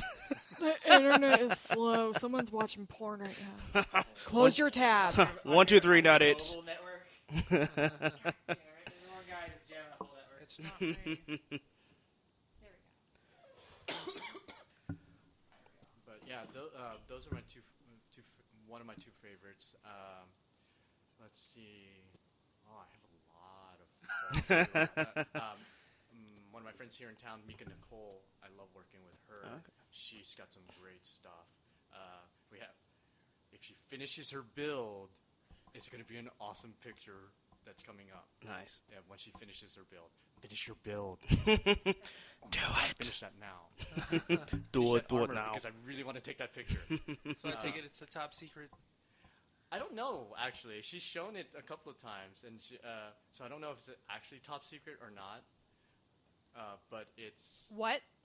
She's working on a thing? Yeah, she's working on it. With some people? No. What are you talking about? With some not Kelly. Wait, what are you talking about? What are you talking about? I'm talking about some videos she's going to do. Oh, she's supposed to be doing that, too. Well, yeah, that too. Yeah. No, she's got those videos, but she's got an armor build that she's doing for me. For you? For me. What is it? A little loud. To wear? Not for me to wear. Oh my god! For him to go into... I think that'd be very awkward. You can wear the armor while taking pictures of the armor. A man dressed as Wonder Woman. That was gender awesome. bend. That was an awesome one, actually. I never realized how much I needed a male Diana. I think I need to go to like the gym Dan, for like a good solid 6 months and just live Nah, there. you got it. No, you got it. You can't just like live at the gym. Like you have to work out, but that's what I've been doing wrong this whole time. Oh wait, you can't just sleep. No, I mean like you don't need to work out. I'm just saying like living at the gym is not going to work. Because so if you just take a nap on By the bench press, osmosis. that doesn't help. No, Can I just eat wait. pizza at the gym and then just call it working out? But my Texas health education says that's very 10 push-ups is all I need. Yeah, according to PE. It's like how monthly Planet Fitness has pizza. Like they have pizza nights. Yes, that was weird. That was very weird. Yeah. They sent the wrong They get there message. and Yeah, exactly. Or the Yes. bagel mornings. It's like Bagel morning. I feel like they want to sabotage you, so you have to keep going. Right. Because I feel like if you reach your goal, you're like, well, I don't need Planet Fitness anymore. And they're like, well, how about this Papa John's pizza? Oh, yeah, that's what I want. Do you want some cake? Another customer. Just don't drop the weights so that lunk alarm Oh, God. goes off. I almost want to just go to a Planet Fitness and just take all the weights. Lunk alarm. I should just get someone to follow me in and have like your little iPhone or whatever. What are you talking about? Planet Fitness has like this little alarm, and it's this little like purple siren thing. And if you drop the weights or grunt or do anything that they deem lunky or whatever, like they have this little alarm that goes off. Lunky? It's called a lunk alarm. What does lunky mean? It's like like those dudes at like other gyms or even like in movies where they're like lifting like heavy weights. And Yeah, if you're like, and the other dude's like, yeah, like that kind of shit, or like they just like get it up and then they drop it and you just hear, then like somebody in the front will just hit that lunk alarm. And then, So it's lunk shaming? Yeah, exactly. That's exactly what As it it is. should be. no lunkers allowed. Get your own gym. Yeah, Yeah, right. even if you're just like, bro. Yeah, if you even say the word, if you even say bro or dude, they're like, get out of here. Brother! It's like lasers? like you're working out, you're lifting your weights. So you can't like Venus and Serena in just like They're like, They've been fined. They've been fined by the tennis. No, yeah. Oh, wow. That's how loud they Maria are. Sharapova was. Yeah, for she's sure. the worst. Yeah. I would do it even louder if they find me. Like, oh, you want to find me? Ah! Ah! Well, like, Ah! moving is not like to reduce like grunting. It's they basically consider it a distraction against your opponent. Yeah. At a certain point, it's Yeah. like, okay, that's bullshit. Like, stop it. Yeah. Crazy bullcrap. Sharapova wasn't that great, so she really needed it. She was better than a lot of women in tennis because she was still on the pro tour. So she wasn't great on the pro tour, but She was great at grunting. Anyway, back to your photography. So, are there any cosplayers you haven't had a chance to work with that you're just dying to work with someday? I've already worked with you. Don't say I yeah, want to talk about this later because I have some thoughts. Let's stick with the interview. We'll talk about this later. A couple of them I actually already mentioned, like Cosmic Empress. I'd love to work with her. You haven't worked with her yet? No, I haven't. I missed my chance, and it's like, oh, way to blow it. Yes, I did. Totally did. Of course, like some of the more like international stuff, like Kamui cosplay. Of course. Oh my God! I would love to work with her. Oh but yeah. That is like way I out of my worship league. that woman. She's amazing. And there's tons of folks in Texas I'd like to work with. They're just not coming to my name because in my head right now because they're like, oh, so many. You should make a list. I should. And then collect them. Just show up at their house. Come here. You know what the holidays were? I was like so sure you're gonna say check it twice. It was on the tip of my tongue, but I was like, that's too easy. I remember the creepy let's cross it out after you get them. It's like tattooed to his He'll head. be He's just like, got it. He's gonna be like the collector from Guardians. Yes. They're just like in these cages. Hide us out. Oh my God. Okay, if cosplay photographers ever gotten creepy, that's creepy now. I'm collecting you. What? You're going on my wall. They're like, I knew I shouldn't have worn this Howard the Duck cosplay. See, if you said that to one of your cosplay friends, I'm sure they would have been like, absolutely. But if you said it to a stranger, they would be like, what the fuck? Stranger danger! I need an adult, and adult's better than I do. Oh, man. So... Anyway. What? That was a delayed reaction. I don't know. I'm a delayed reaction. Indeed. I actually think more for me, it's not like individual cosplayers I want to work with. I have this growing list of cosplays you that I want to to photograph. Yeah. So I keep on popping up. It's like, oh, I'd love to photograph this. I'd love to photograph that. Yeah. I would knock off a couple. One of them this summer was to do a Zatanna photo shoot. And I got to do a Zatanna photo shoot. I was like, yeah. It was with AZ Power Girl, Karen Nicole from Arizona. Yeah. And I got to photograph her Zatanna. Nice. At a little con called Heart of Texas Comic Con. Mm-hmm. It sounds very familiar. Yeah, that's in Buda, right? No, it was here in Austin. Huh. It was their first year this year. Is that the one where they had like a fundraiser, like a cancer or diabetes thing? I don't at remember. the same time? I was actually handling for a cosplayer there. Okay. Yeah, I just went in. I didn't even plan to do photo shoots that during that con because I was working. And ended up doing photo shoots anyways. Whoops. Nice. Look, Which is not too bad because I got to do an Arrow photo shoot out of there. Really? With my friend JB and Mariposa Bell out of Houston, and I had to redo the shoot again at Austin Comic Con. Because the pictures didn't come out the way I wanted them to. So they came up, they actually brought their costumes with them. They weren't planning to wear them. Mm-hmm. And we went and met at the location we used and reshot the whole thing, which went way faster. That's really cool that they did that, though. Dude, he actually looks like Arrow from the show. I was flipping through the pictures, and I'm like, did you get Steve and Elle to do this? Actually, when JB, I think at Comic Palooza in Houston this year, when everyone saw him, they were kind of like, let us go. Everyone did a double take, I believe. And I think they actually, one of the photographers sent his picture to Steve himself. Oh, wow. Mm-hmm. I totally would have played it off and acted like I was him, just signing autographs. Like, oh, yeah, I'm totally him. I saved the city. Don't worry about it. What's up? Quick. He's got some cool, awesome... he just did... did you guys ever watch Immortals? The movie? Yeah. Yeah. Yes. They did for last weekend or 2 weekends ago for the Roman Bacala at TRF, at Texas Ren Fair. They did nice. a cosplay of the gods. Oh, that's pretty awesome. And they looked awesome.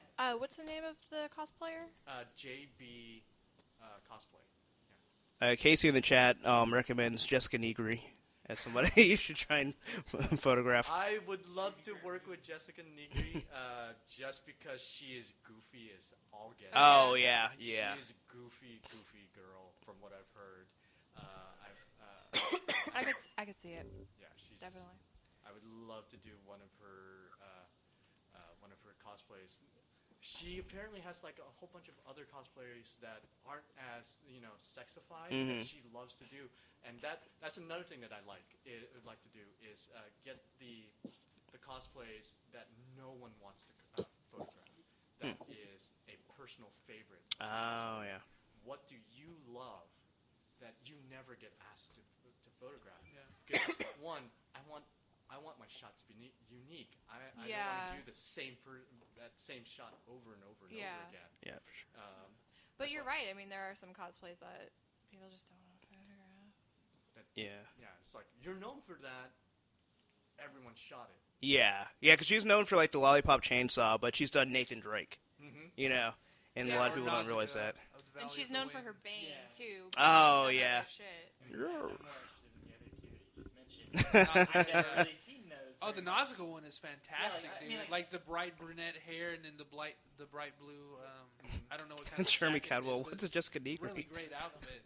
Yeah. Yeah, and she's got some great stuff that no one pays attention to because they pay attention to the other things. Yeah, and then she gets lauded for the other things, and I remember like it sucks to always see them on the defensive. I don't know if she actually considered defensive, but she posted like like the 9x9s.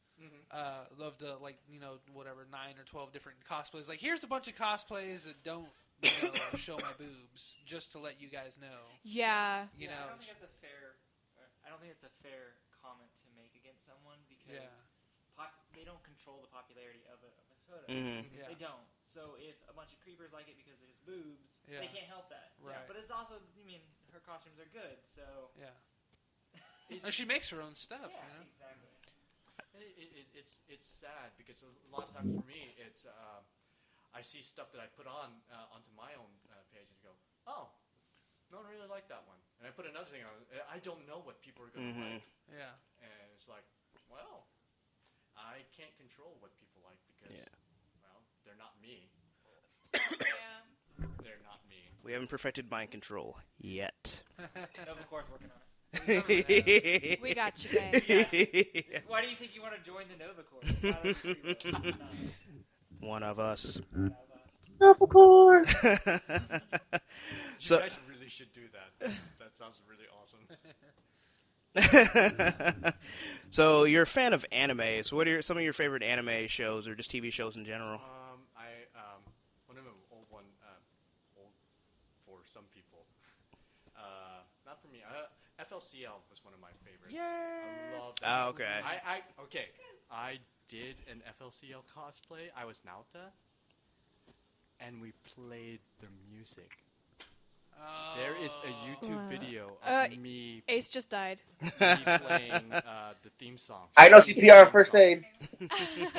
You're the best, Luis. Where's this video? It's somewhere on YouTube. It's floating around the interwebs. Somewhere, I think the blankets. Okay, you need to find the link and post it on your fan page because the world needs to see this. Oh no! Oh god, my voice is horrible. Or just send it to just like message it to us and then we'll post it for you. Yes. And we'll just like our great friend here. Or I will hunt it down and then make sure I will find it. I will find it. I think I actually did post it once, and everyone just went, "What?" Yeah. No. That's usually what I get, like whenever I post my taser picture, my taser video. And people What? No means no. Was this for your job? Or? Yeah, I did a it was 5-second job training. ride, and I had to That's what she reach said. for a knife, and they already had it hooked up. Like it wasn't like the prongs. It was like they took Little the prongs clips. out and just put clamps. Yeah, and so they tied it to my pant and the bottom of my leg. And he was like, all right, so what you're going to do is lay down on your stomach. You're going to put your hands over your chest crossways. So you're going to be laying on them. And then when I say go, I'm going to hit the trigger, and you're going to reach for that knife just a foot in front of you at the same time. If you grab it, I will stop it. before anything else happens. But otherwise, you can try for that 5 seconds to grab that knife and do your best. Good luck. And he was like, are you ready? And I said, yeah, I'm ready. He was like, all right, when I say go, go. He was like, 3, 2, and then he just clicked it. And I said, ah! And I reached out, and I grabbed the knife, but then I let go, and then I reached for, like, the side of my thigh that wasn't in pain. That's how, like, confused I was. And I was like, ah! And I was, like, trying to claw away from the pain. And then I lasted the entire 5 seconds, and then he let it go, and then you just hear, like, people, like, start laughing. And then I just hopped back up, and I was like, that was crazy. Yeah, but the video I have, it just, like, cuts off. I think Gerard actually has the, because 2 people were filming, and I have one of the other dude, and Gerard was actually in my class at that time, so I think he has the other full length, along with me getting pepper sprayed in the face. He has the extended bonus edition. Yeah, I don't have that one of me getting pepper sprayed anymore. I think I lost it in one of my moves. Sherwin, do you have the video of you getting pepper sprayed? Or taste? No, but I did something almost similarly stupid. Nice. So, I was at my friend's apartment. We were all hanging out. Like you do. Yeah.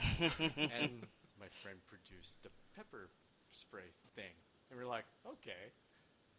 Does it smell like pepper? I don't know. Oh, Jesus Christ. It doesn't really smell like pepper. Why is my eyes burning? I don't know. This is kind of hurting now. I think it's the pepper spray. You were snorting pepper spray. Wow. That's that awesome. actually explains a lot. That's where I get my artistic vision from. This trip on pepper spray. Hey, a lot of great artists, you know. Being like Tuco from Breaking Bad. Oh, yeah. Like, Oh, yeah! That's some good shit. Oh my god. I only do that with really horrible vodka. So we're going to start every podcast. We're just going to snort random objects and start tweaking. I don't know if we'll finish a single episode. Perfection. This is how I go to jail again. Which is when the taser came in, and it all goes full circle. So I don't know how to pronounce this, but I'll say it. All right. When can we see more Haman Karn? When I get to photograph her again. Oh, okay. Good I think answer. That was probably my favorite picture was the wedding shot, because it just reminded me of that scene from Zeta Gundam, and I was just like, oh man, that's such a cool picture. And then you had another one of her in that like, I don't know, it was like a customized like Xeon jacket. Yeah. I was like, oh my god. So that's my friend Queen of Space, and she does a whole bunch of just it's under Colony Drop Cosplay. Yeah.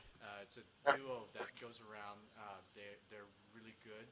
They've got some great cosplays. But the wedding shot was really funny because she came up to me and said, "I have a wedding dress."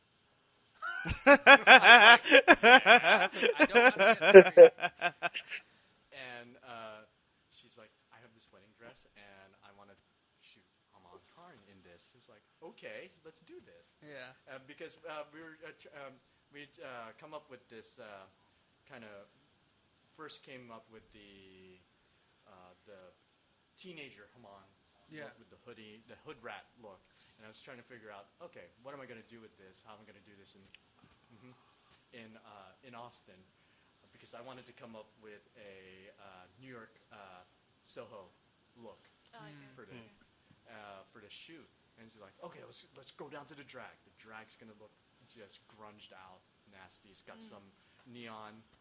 Yeah, let's do that. Again, and you it's did just a like, bottle of it. Yeah. Hey, is there a church around? Yeah.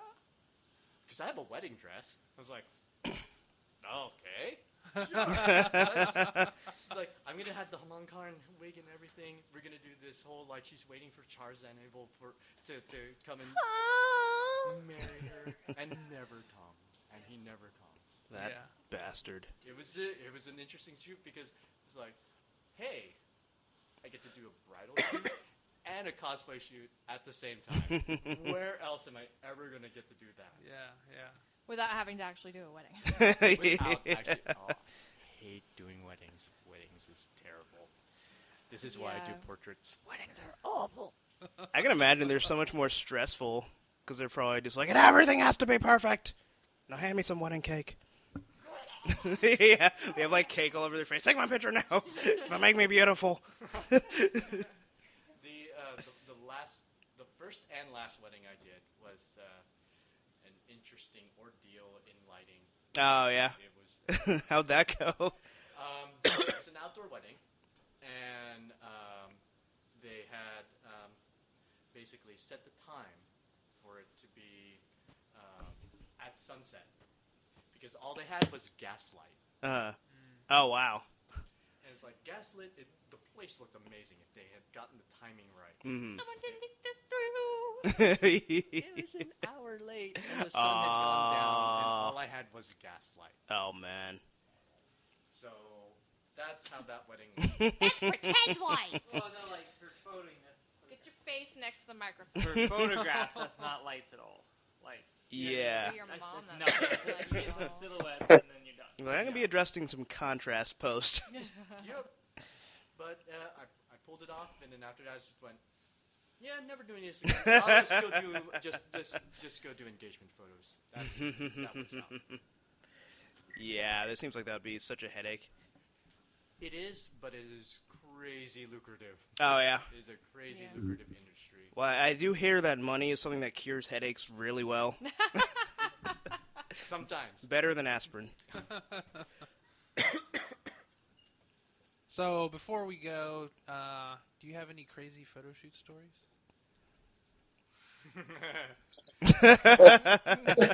that sounds like a yes. So, one of my photo shoots I did, I was with my friend Mika Nicole, and we were doing a nerdy fashion photo shoot. Nice. And we were, it was coming at the end of the shoot, and she was like, hey, I want to take a picture in front of this bus stop. It'll be cool. It's like, okay, sweet. So we get her set up, and the angle that I want is literally in the middle of the street. Well, close to the middle of the street. And it's like, so I go sit down in the bike lane of South Congress. Oh, okay. During rush hour. Oh, wow. And I lay down to take this photo. You are brave. And Danger's own! And all Mika could do was just go, no, Sherwin, stop. Just get out of the... Bless her. You were just going to give her a heart attack. That's giving me a heart attack. How are you alive? I've actually hung off of banisters and rafters Oh, wow. to take photos. Are you Batman? This one photo shoot at Nelson City Music Hall, I had someone counterweight me with their body weight on my knees while I leaned back off into space, basically, to get the angle that I wanted for this shot. Oh, wow. Sometimes I just go, well, I got to do this. Another shoot I did at the Austin Convention Center, I got onto the banister and hung off of that to get the angle that I wanted for this close-up.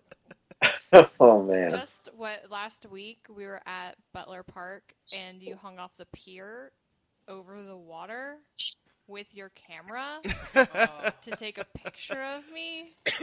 I didn't want to make any sudden movements. I was absolutely terrified for you. One shot I did at the convention center in San Antonio. The two cosplayers were in this little alcove banister that looked over and the area. And for me to get the angle that I wanted, I had to flip open the LCD for my camera, and then hang the camera off the banister in my hands, just looking through it, and just click it. Oh wow! From there. Wow, that's some dedication. Look, Amuro's face is just like I have a thing about that, so it's like I respect what you do, but you're fucking crazy. It's true. One of the cosplayers was a photographer, and he's just like, "You just did why? I would never do that with my camera." Is your camera insured? No.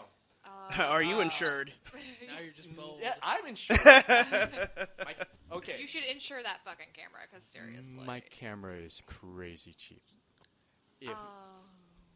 Crazy cheap. But it's your life.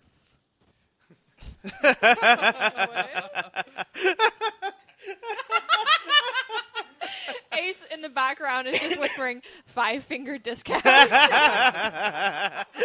Yoink! I know a guy who knows a guy. Well, considering he has all these acrobatics, he can just like Mission Impossible into the camera store. Just right, like he is Assassin's Creed, like all of them. He's Peter Parker. yeah, right.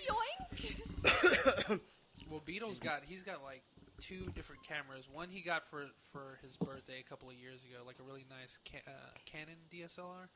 And then he got another like red Canon, and I think it's like a starter camera. And it does all the basic stuff, but it's not as like I think it's like 10 megapixel or 12 megapixel, and the one he's got is like 16 or 18, something like that. But the red one, my mom found. She used to work at the main part of the Capitol.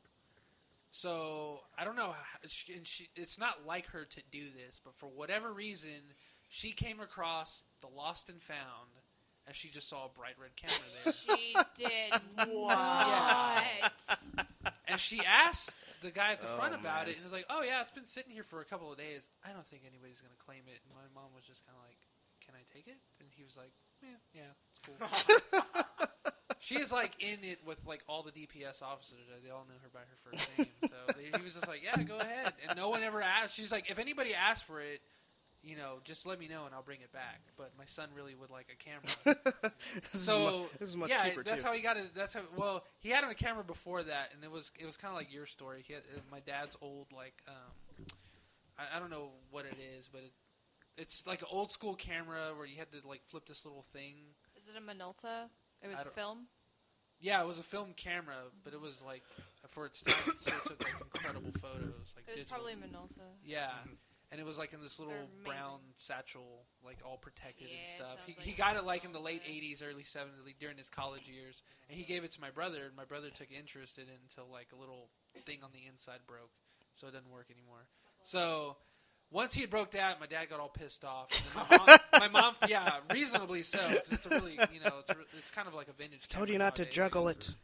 My mom got on that red one, and then my dad, like the following year, spends like, I don't know, $1,200 for like a really nice lens and a new camera to give to him for his birthday. And so he's had that one, and then he's sitting on the red one. So the red one we'll always use as like ulterior. Like if we have like a fifth man, then we'll give them one. I think you had it last time, no? Or I think you had it, and yeah. Jenny had hers as well. So I don't know if you ever lose a camera. We will go the Lost and Found and find you one. You can pretend like, hey, I lost a camera. It was a Canon or a Nikon. I don't know. Whatever you got back there, I'll take it. Whatever you got back there, I'll just take it. I lost whatever's in that box. Oh, okay, here you go. The whole box is mine, actually. Yeah, I lost a box full of stuff. I don't know what's in there, but I think you might have it back there. Just be like, I know Marta's kid. So, like, oh, yeah, Marta. Yeah, she's great. We give her cameras all the time. Yeah. So do you have any projects that are coming up that you're working on right now that you'd like to share? I've got the Dragon Ball Z one that I'm trying to put together because it's so excited over 9,000. It's over 9,000. And then the one with Mika that I'm trying to put together. Get that done. Do it now. But those are the only like big projects I'm putting together. I've got more pictures I'm doing because I've got Kelly's Tally Zora I'm working with. And yeah. we need to take some more pictures for that. Yes. because the We those ran are, out of light. yeah, we ran out of light. Whoops. It's okay. Need some gaslight. Yeah, no, I don't have a lot of other projects that are coming up. Stuff just kind of has, let's see now. Mika and maybe my friend Jennifer, she has a Riddler, a femme Riddler, and Mika has a femme Scarecrow. Oh, nice. And I'm trying to see if I can get them both together. That would be go awesome. and shoot in some alleyway in downtown. Of Guadalupe. Yes. Actually, That's probably like downtown, 6th Street, 5th Street area. Yeah. Every time I go down there, there's like, I don't know, pretty much every alley. I'm like, someone needs to do like a Daredevil cosplay because it looks perfect. Like, it just looks creepy. Yeah, it really does. Yeah. I've actually been through Hell's Kitchen. Looks just like that. I was willing to run down there and just jump out in costume, freak people out. Oh, yeah. What? Yes. I actually had the super creep thing happen to me at A-Fest this year. It wasn't me. This time. So one of the things that apparently is a tradition at A-Fest is that they take out the light bulbs out of the elevators. And then there was the guy in the dark in the elevator just right there. Oh, wow. And it was like, all right, let's do this. Ding. If he touches me, oh my God. I'm going to have fun with this. It seems like that would be perfect if he was dressed up as Slender Man. Oh! No. I would cry. I would just cry. No, Slender Man is like infinitely scarier than Pyramid Head. Pyramid Head is slow. When I watched Marble Hornets for the first time, and it was a whole Slenderman creepypasta thing, and I could not sleep. Oh, man. It's all thanks to my friend Sherman, who said, "Hey, this might creep you out." Oh, that's what friends are for. So did the guy touch you in the elevator? You just mean mug him, just like you just try and touch me. No, I just turned around. He's like, let's do, yeah. All right. You stay right there. I wonder if he even had to stop, or he's just waiting in the elevator, just like, I want someone to talk to me. Maybe it wasn't a person. That is actually not the weirdest thing I've ever had at a con elevator. Oh, I like where this is going. Did you Keep have going. a Joanna Mason moment in the elevator? From Hunger Games? She like takes off her dress in the elevator, and she's like, "Peace out, bitches," and like turns around and walks out.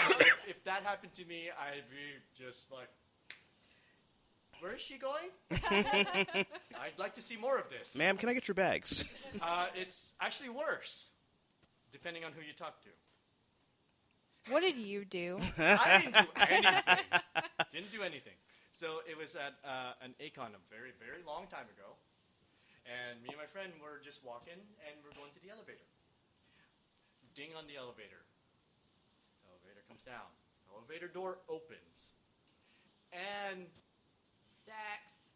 No. Damn. No. I know, right? Emergency stop. Very young girl. Tied up. With a sign on her that said, "Do whatever." Oh, shit. Wow.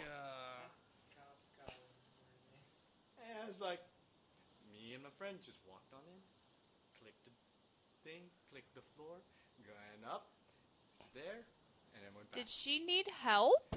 She was just like, I was like, That's a thing that she wanted then. Okay. yeah. Okay. What the fuck? That's fucked up. Ain't it? Amara was just like, what? That's just so. Like, what? And this is takes like faith in humanity. It's kind of like. So this is not like even faith. It's just like when you think you've like read everything you could possibly conceive, and then that happens. And you're It just sounds like a Penthouse article. I was like, I looked at my friend, and I was just, and he was a youngin' at the time, and I was not. And I just looked at him and just went, Don't do it. Yeah, Scorn. It's a trap. Hey, yeah, no, right, yeah. You go to Tetris, just blows up. I am not It's going an to IED. jail. Spider. Yeah, right. So yeah, that is probably the weirdest thing that's ever happened to me at a convention. Seems like the weirdest thing to ever happen to anybody, like, period. Like, that would just feel like I Yeah. don't even know how to feel about this And this now. was back like in the 90s. Oh, wow. Oh my god. Yes, that is how old I am too. But yeah, other than that, no, I have not had like super bizarre stuff happen to me at conventions. Yeah, I don't think anything could really top that. That's just like, that's just like you're about to step on the elevator, probably should die, slowly I back should have out. just went face. Let's go find another elevator. I've been like, ma'am, do you need help? No? All right then. You go do whatever you want. Oh my god. No. And that just goes into like, man, what are we seeing now these days? It's like, okay, I had one of my friends who got seriously like crazy creeped on at a convention.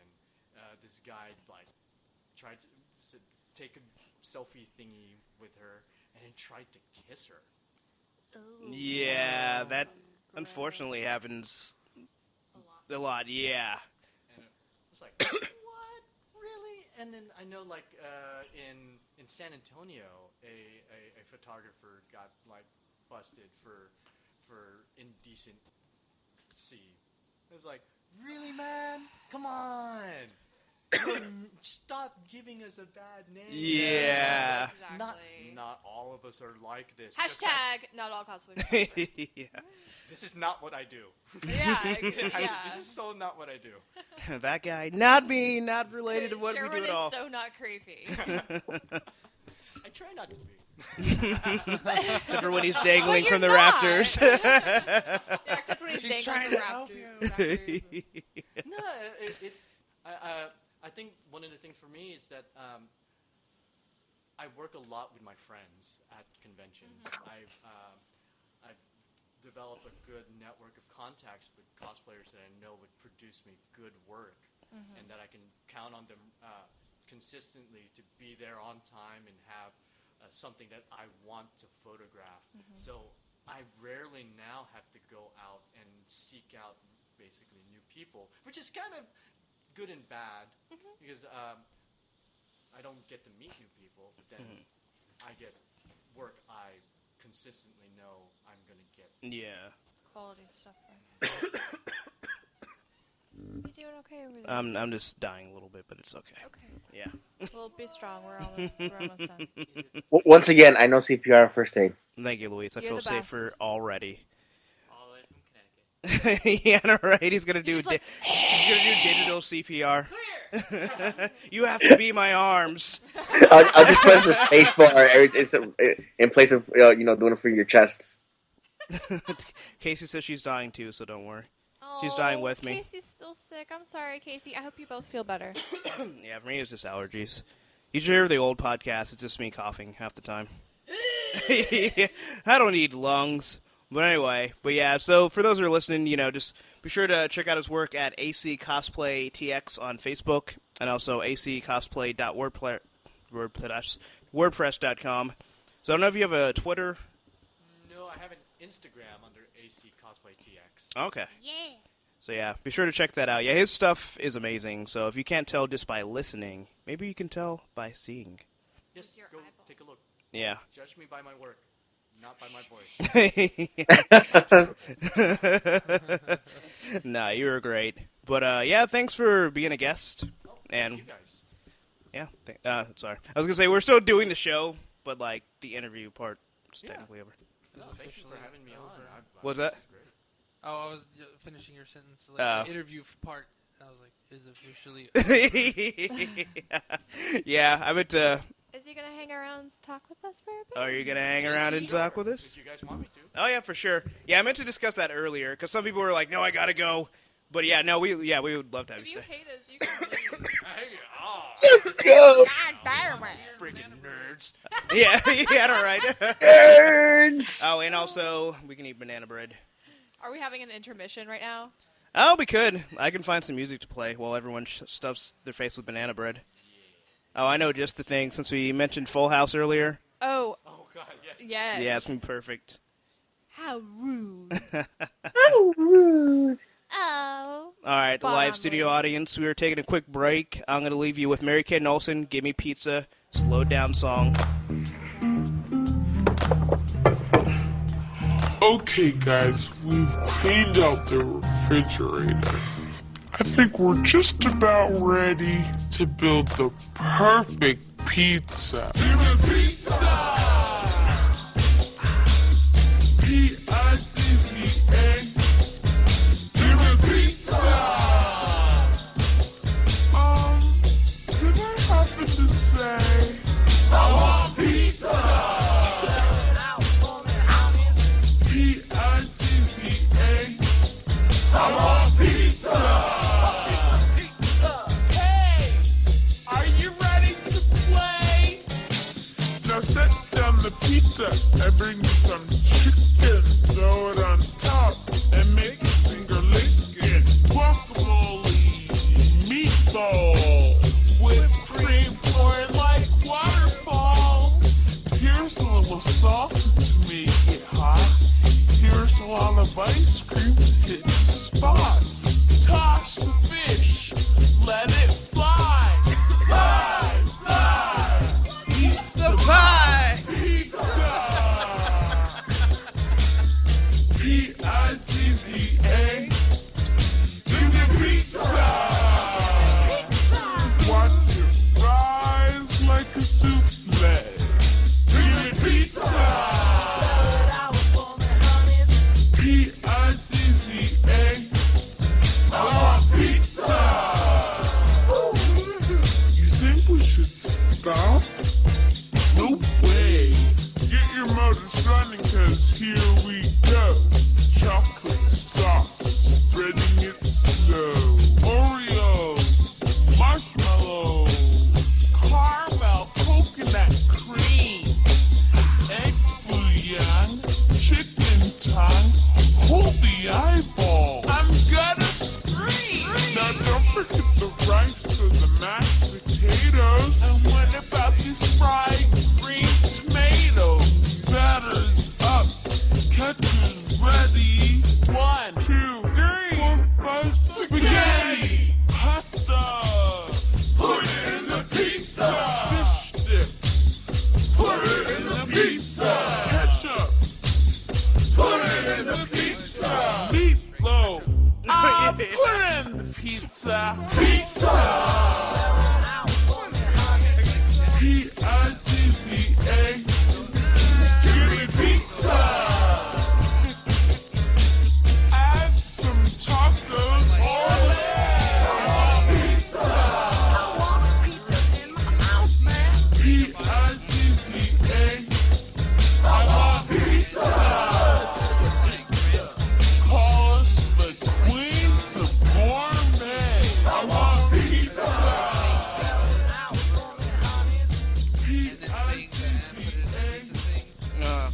now every time and he'll go, put it in the pizza, baby, please. Nice. It's recommended by Casey.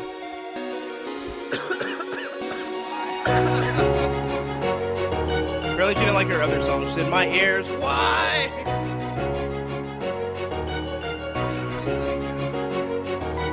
Walking around in my banana shoes, walking around in my banana shoes, going squish, squish, squish, squish, squish, squish, going squish, squish, squish, knocking out a park and I feel what's going on.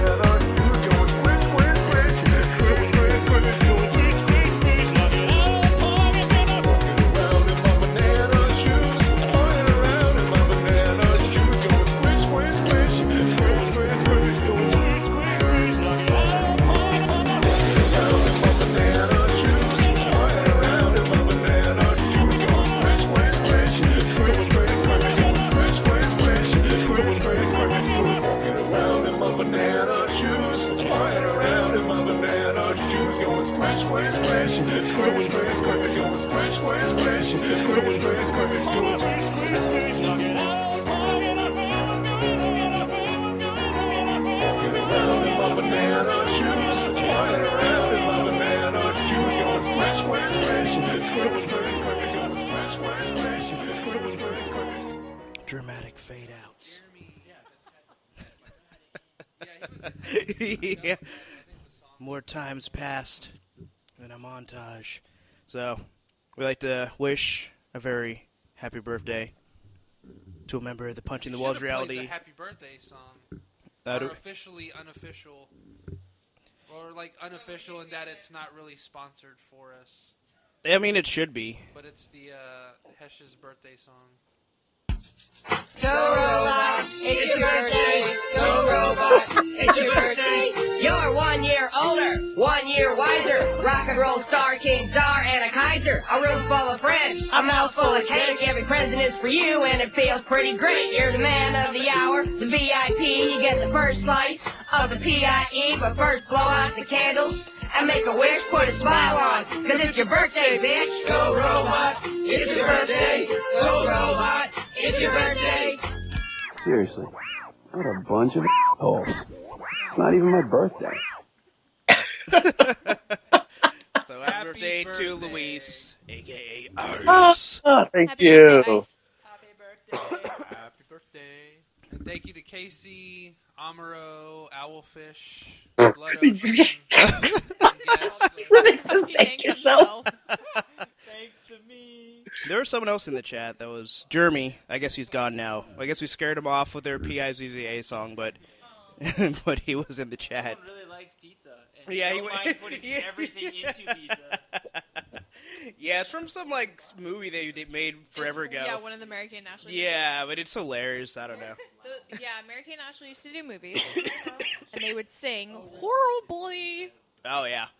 But when you screw it and slow it down, It's gold. yeah, it is.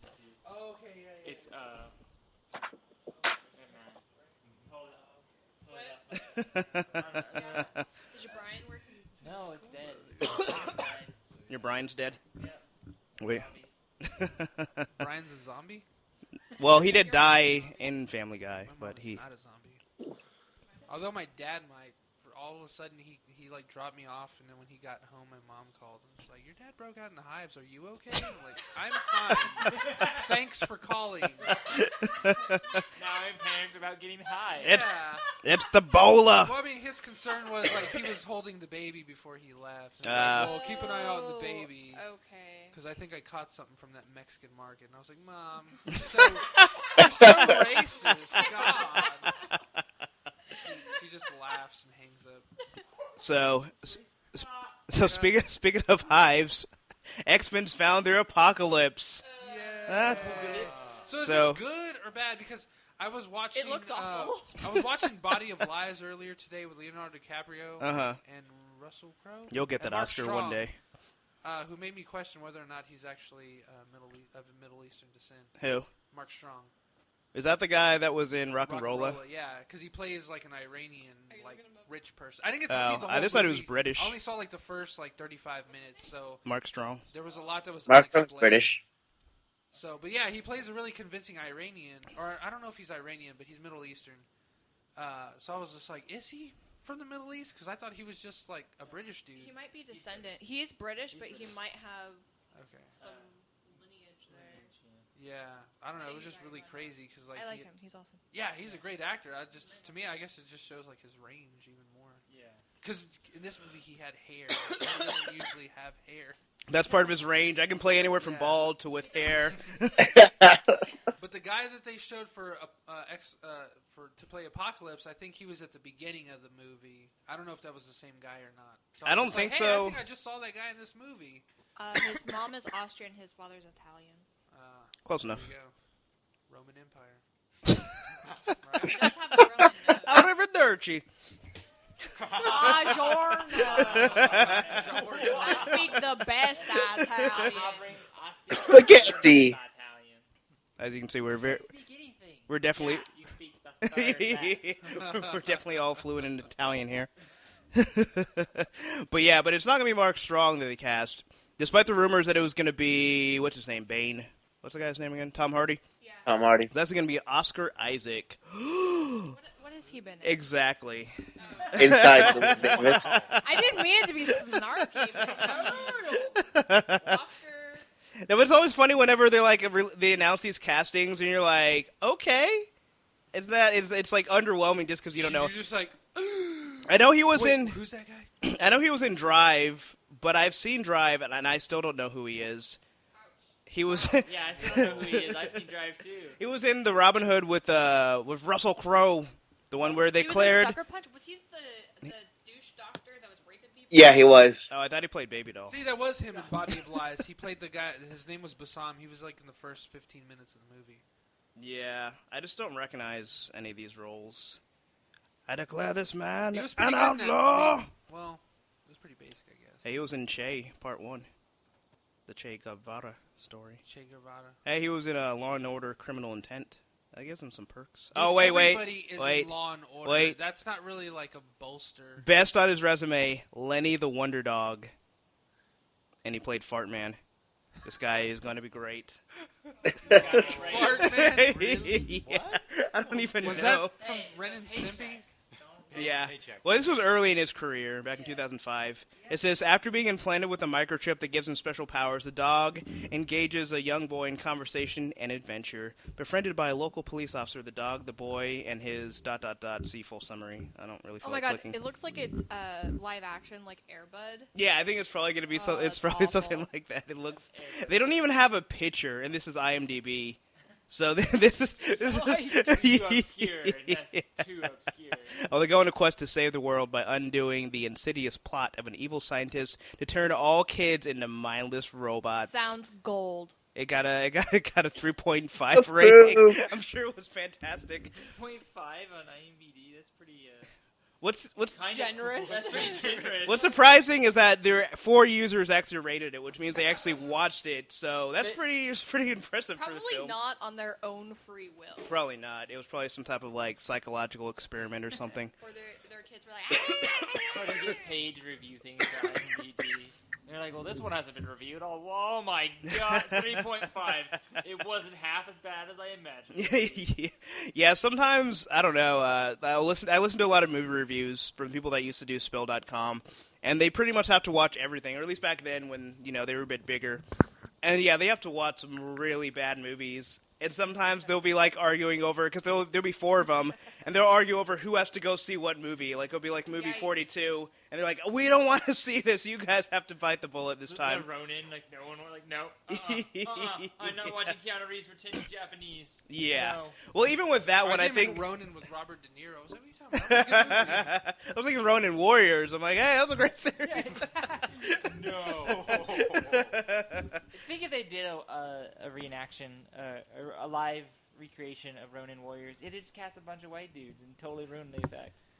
Yeah, With yeah. Zac Efron hair. Oh God, I thought you were gonna say It with probably Zac would be Efron. Zac Efron. well, yeah, with the Zac Efron. Justin Bieber and like some other people because So you mean big Dragon name Ball, then? sell.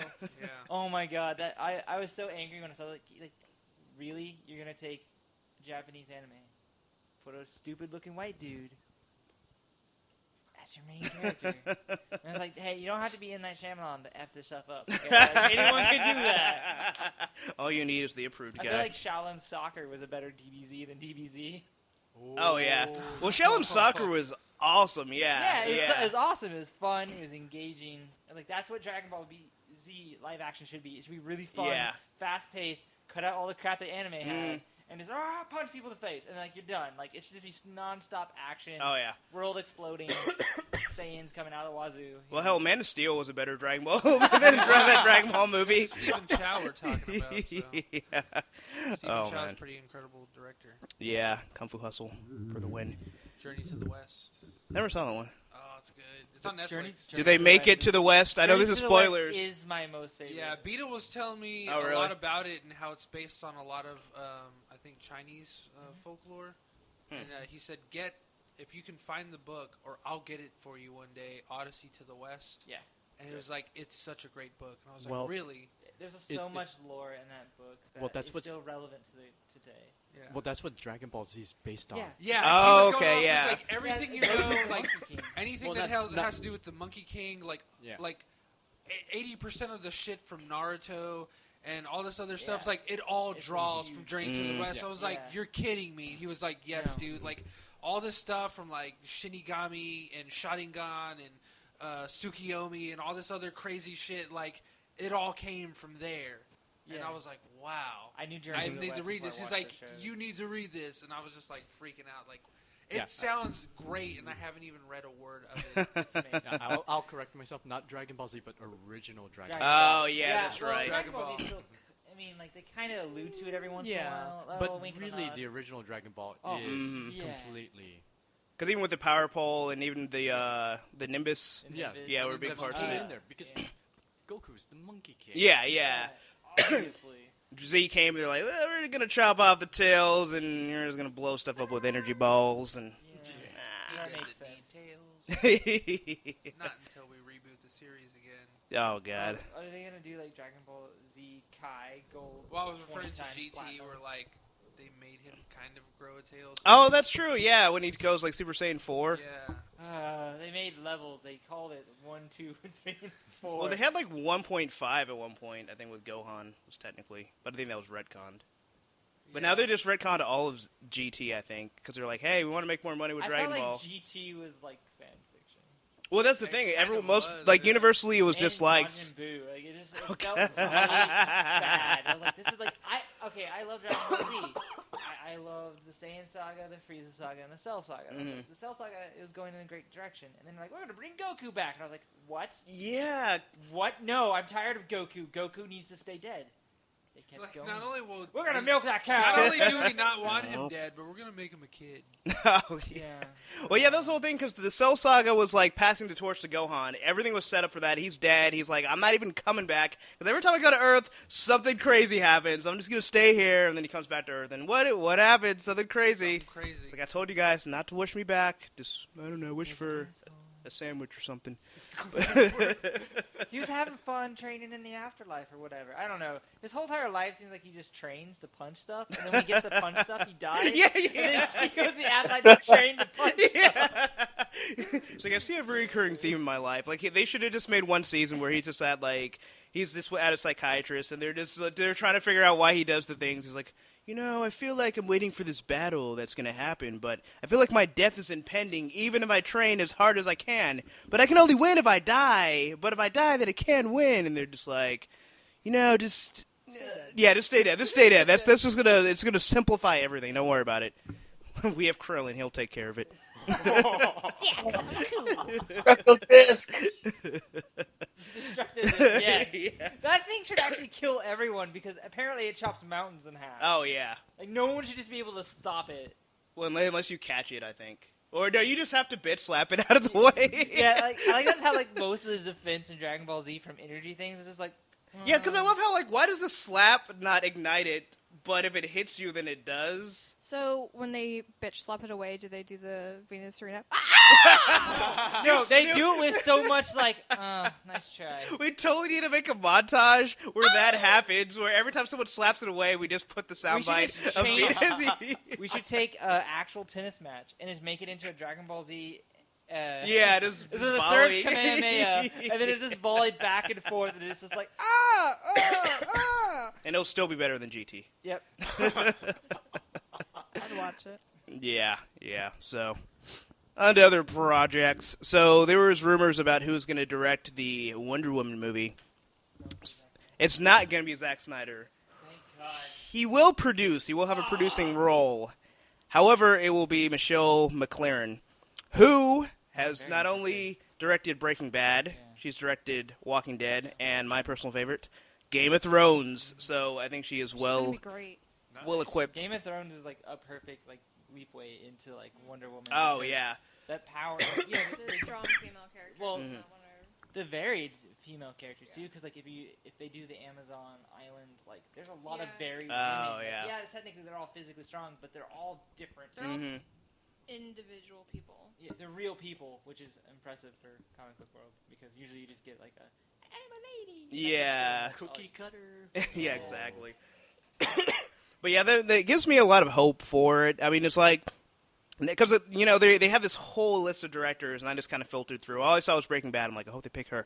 So, and then they did. So now I'm just like, Warner Brothers, don't screw this up. Just let her create, keep Zack Snyder to a minimum. Like he can maybe be in the same building, but he can't be in the same room when she's actually working. Like, he's not allowed to come in. He's not allowed to make any actual decisions towards the movie. What has he done?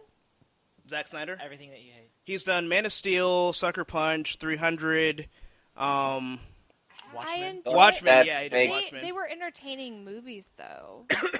I'm concerned what he would do with Wonder Woman. Yeah. But they're entertaining. He's not terrible. I like his vision, and his execution is poor. Yeah. But you liked Sucker Punch a lot. I like Sucker Punch's idea. This interview is over. Honestly, I think Sucker Punch was his weakest. All right. Oh, yeah, Sucker definitely. Punch was the most ambitious. Yes. And the most flawed. Yes.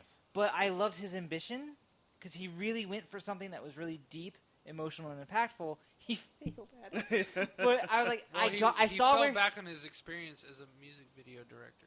Yeah. I definitely see that. Yeah, in and that's Sucker where the Punch. weakness comes from. Like his overture was not heavy-handed enough for people to get where it was coming from. So a lot of people saw the surface level and stopped there. Mm. And so there's a lot more going on. I have to watch it again in order to discuss completely of all the levels he was going through. But his Watchmen, out of all of his stuff he's done, that Watchmen is one of my favorite things he's done. Oh, really? Because that ending made sense. And people have fought me on this, and I'm like, no, giant squid monster. You didn't want the giant squid monster? You didn't want the giant squid monster? No, I was like anything but the giant squid monster. What about a giant spaghetti monster? As long as we worship as a god, I'm fine. I don't know. I had to rewatch it. I remember it was too close to me reading the graphic novel, and then all I could do was compare it. You know, it was hard for me to see it as its own independent work. I could probably do it now because it's been so long since I've read it. So I enjoyed it, but I didn't love it. But it was one of those things where I felt like no matter what happens, I can't love this because it's not going to live up to it. But I like most of his movies. I love 300. For all of his foibles, it's ridiculous. Dawn of the Dead was excellent. Yeah. But I don't know. Just for me, it just feels like he's not bad, but I feel like he's just not the person I would pick to direct a lot of different superhero movies. I like that he's like, okay, he's doing Man of Steel. He's going to be in the Superman verse, and let somebody else have their vision for different, kind of the way Marvel does it, where you have people that specialize in their field and they direct the movies. I really want him to break away from that damn shaky cam. He leans on it like some kind of crutch, and I was like, I hate it. Like, look, if you can't get the action sequence right, change the action sequence. Don't just shaky cam it up and then call it good. Yeah, it's a very lazy excuse of filmography. I'm right there with you. I hate shaky cam. I'm actually kind of glad that he didn't do. Okay, so he in 300 he did the slow mo fight. Yeah, that was really cool. He did this slow mo fight again in Watchmen. Yeah. Which is, for me, 300 was interesting because watching the slow mo fight, I was like, because I'm a fight junkie. Yeah. And I love seeing that stuff. But when you start doing it again and again and again... Right. It's your crutch at that point. But now when he did Man of Steel, he didn't do slow-mo fight. Right. Yeah. Actually, my favorite fight in Man of Steel was Feora's fight against the soldiers. Yeah. That if I could just have that extended, I would be a happy boy. Oh, yeah. Now, I felt like the slow-mo fight in Watchmen made so much sense for what was going on at the moment. True. Like, I felt like that was a correct choice. And same in 300, it was a correct choice. But the shaky cam in half of Man of Steel was not a correct choice for what was going on. Because Man of Steel is all about power and control. And when you do shaky cam, you lose the sense. Like, it's chaotic combat. And that doesn't feel like Superman fighting to me. I feel like Superman fighting, even when he's basically a novice, is still like, boom, powerful. Not slow-mo, but he's powerful, he's in force. I felt like he did shaky cam so much is because he didn't want to see the bad CG that was going on. And I felt it was... Don't look at it! No, that's exactly the impression I got. Huge crutch on that in that movie. Well, I mean, I definitely saw the bad CG and how rubbery everyone really looked like. And the suit was too turned down. Turn that. Yeah, you Turn know down what? for what?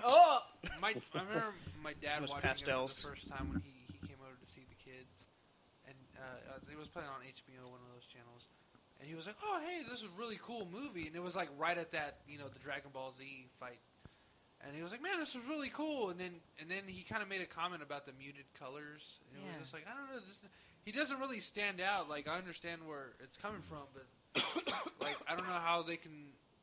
I forgot how he said it, but it was kind of in tune to just like he just doesn't feel like Superman. Like, he's cool, and it's like he's a good-looking dude. And then he's like, he looks like my grandson. He says he says shit like that all the time. He was just like, he's a good-looking guy. He looks like Superman, but not with that outfit. It seemed like you're not gonna save me in that outfit. Yeah, because you imagine my dad, the most conservative person, just like doing the triple snap, like pop, pop, pop. Yeah. It seemed like they were trying to make Man of Steel gritty, kind of like the Nolan Batman movies, because they did so well. Oh yeah, definitely. I mean, that was the whole thing, because originally I think they wanted Nolan. I mean, he was producing or advising. Well, Nolan didn't want to do it because he's like, I'm not a fan of Superman. Superman means different things. Yeah. And then Batman does. Like, Batman fits with Nolan's ideas and face of reality, lies, and truth. Superman is truth. End of story. Justice and the American truth. way. That's it. That's the only thing he does. And Nolan can't bend that shit. No, he can't exception that shit to work. Like, he's like, wait, there's no lying? I can't make a movie not about lying. I can't make a movie about a Boy Scout. See, my idea for what the Superman costume should be is like, very bright blue, bright red with the gold and like the S, like gold, and like him standing in like a wheat field that's all burning gold. That's Superman. Yeah. He's the farm boy from Krypton. Which is a weird combination. They have weird cows there, let me tell you. Weird-ass cows. But, he should be bright and hopeful and powerful and controlled. I want the action to follow that vein. Like, what is a fight scene that had, a lot of, control? I'd almost say, Jet Li's kind of, a lot of his fights. Where, it's fast. Yeah. But he was in control. The camera was focusing on his fights and his movements. I feel like that should be on Superman as well. Almost like what Nolan did with Batman, even though he couldn't move in the suit. It was better. Well, there was a lot of scenes with my neck is cramped. They didn't do a whole lot of close range combat, and when they did, they kind of did the Bourne Identity style, in the cramped room, even though he was in open spaces. So you kind of see a lot of shoulder motions, but you don't see the hard hit, kind of like if you were to watch Legend of Drunken Master, or as a lot of people like to quote nowadays, which is pretty popular, Ong Bak. Yeah. The one shot 3-minute scene. Give me where back he's, my running up elephant. the flight of stairs. Yeah. Protector. Oh, Protector. Yeah. In the restaurant. Yeah. I know. The one shot, so everything's just one take, but you feel a lot of those hits and stuff, and when you see dudes falling, you're just me. I'm like, he's all fanning himself. Just #falling. I finally thought of the movie I was thinking of that had a really good, solid action sequence. It's Captain America: Winter Soldier 2. Oh, that's the style, that powerful punch. Yeah. Punch. That's Superman. He should be in. Captain America and Superman have a lot of things in common. They dress the But same. you have to look at it more in the fact that Superman doesn't really have that technique. No, I'm not talking about technique. I'm talking about the camera shots, the angles. Okay, you're looking at and the flow of the fight. I want it to be in control and strong versus shaky cam, which is chaotic. You want more of a sweep of in the motion, long shot out, pop, pop, pop, pop, pop, pop. I really want to. I felt like he missed a really great scene. A good scene to show is Superman flying in to hit someone. Not slow-mo, but slow enough for you to see his the speed and the impact, and then he continues through. It was that's an iconic thing from the comic book. You see him fly in, there's side flying somewhere out into out of the city, so they don't destroy it. The closest in that movie that comes to that is the Smallville fight. Yeah, but he blows up the whole thing. He was taking the training wheels off. He hadn't been Superman for more than 30 minutes. I mean, that's a good point. it kind of shows the chaos that maybe Superman was feeling. Yeah, well, especially against his own people. Yeah, that's exactly. It would have been one thing if he was fighting regular people, and he screwed up that bad. It's like, they have the same powers as him. He's not used to that. It's like, I win all the arm wrestling contests. Yeah, I guess maybe Zack Snyder did make the correct choice at that point. A really novice, out of control Superman. Mm-hmm. Yeah. And maybe this next Superman is different in that he's in more control. He's learned to control himself better, and he controls the fight better. And the style changes to suit that. Then I will retract my problem with Zack Snyder's shooting of that. Because thing. I think that if he switches up and then makes it more like how Feora fights with her really controlled. Hers was very much clean and in control, which is who she was. Oh, I love Feora. Feora is one of my favorites. I was like, I want a gender bend Feora, but then I'm just a regular Krypton dude.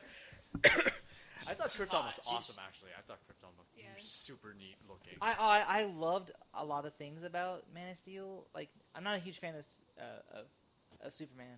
So, like, I kind of like the humanizing of him. Mm-hmm. Like, he felt human before he felt Kryptonian. No, I know what you mean. It was a great feeling to have with a character that's immortal.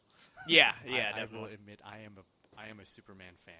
Okay. I am a Superman fan. I've been one since I was a little How kid. did you feel about Man of Steel then? I liked it. Yeah. I liked it I hope because destroyed. it had the humanizing feature, because here is someone who's completely alien to everyone. Right. He is so different. He has to restrain himself so much.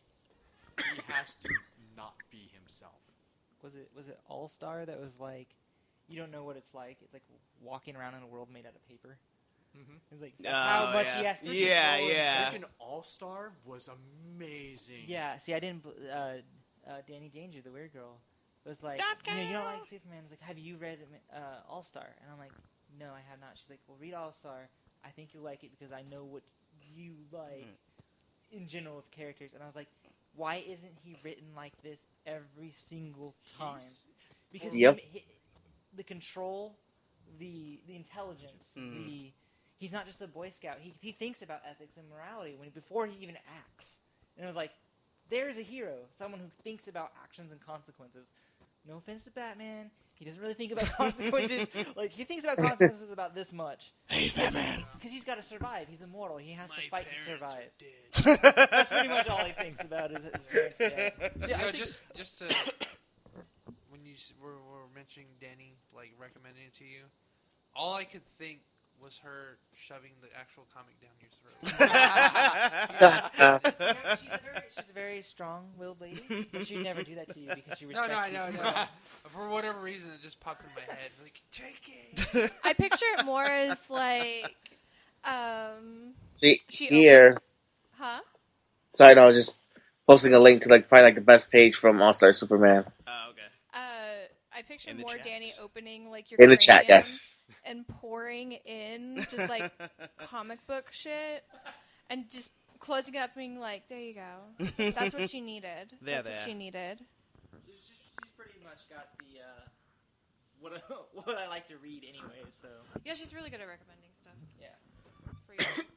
Okay, can I see that picture? It didn't work. Can you post the link again, Luis? Yes, one sec. This is complete tangent, but somewhat on the Batman thing. I just rewatched most of Batman Returns the other day, and one of my favorite scenes is when they first do the bat signal, and Bruce Wayne's just sitting there literally just hanging out, not doing anything. He's not patrolling the streets. He's not reading a book. He's hanging out in his house, right? He's just waiting, and the bat signal hits him in the face, and he turns, and he's just like, time to go kick some ass. But it's just like, I don't know, because I've had kind of a negative opinion of the Michael Keaton movies, because I had rewatched the first one a while back, and I was like, oh man, this doesn't hold up. And I was like, and I was thinking Batman Returns is gonna be the same way, and I was like, I don't know, I still like it. Everything that I remember as a kid that I loved, like with Penguin biting the dude's nose, and Catwoman is still awesome, just like she was. And I was like, oh man, like this. The best part I remember about Catwoman. I'm Catman. Alright, it's kind of hitting me now. She just does that like. Yeah. You already knew. I think you said it before I even did. Like, Did it work now? Yes. Oh, okay. The All-Star Superman. All-Star Superman. That is just such a great. Get in my cape. And they did a cartoon of it. Yeah, that was really good. Another one I really liked was Birthright. If you ever read Birthright. I've heard that one's really good. I haven't read it yet, though. It is an interesting origin take. It changes it goes way different. I think a really interesting part that I thought was that they turned him into a vegetarian. Huh. Why? Because he sees life. Huh. He sees everything. Yeah, he sees it. Huh. What about the life of that plant? Yeah, I know. He's like, well, he is kind of fed God by damn the it, you sun. guys. He doesn't really have to eat. Yeah, that is true. He could just be like. But if he had a juicy cheeseburger from Dan's Burgers, he would never turn back. See, No way. the thing I found that was really hilarious is because he grew up in Kansas, because he's a mama's boy. His favorite dish is beef bourguignon. I don't know how to pronounce that. Okay, I'm not sure. But it's beef bourguignon with ketchup. Huh. Is his favorite dish. Oh, wow. And I was like, that's hilarious. That's so like Americana. Yeah. Americana. Yeah, it definitely shows his character, you know. It's like, despite the fact that he's freaking Superman, it's still like that, you know, the dish that he would get from home is what would still be his favorite thing. And it was an like when 1985 came about and we just gone through Infinite Crisis and had that all done up, and then John Bryans redid his whole history, and he had the Kents still living. And so that turned into more of like his moral compass there.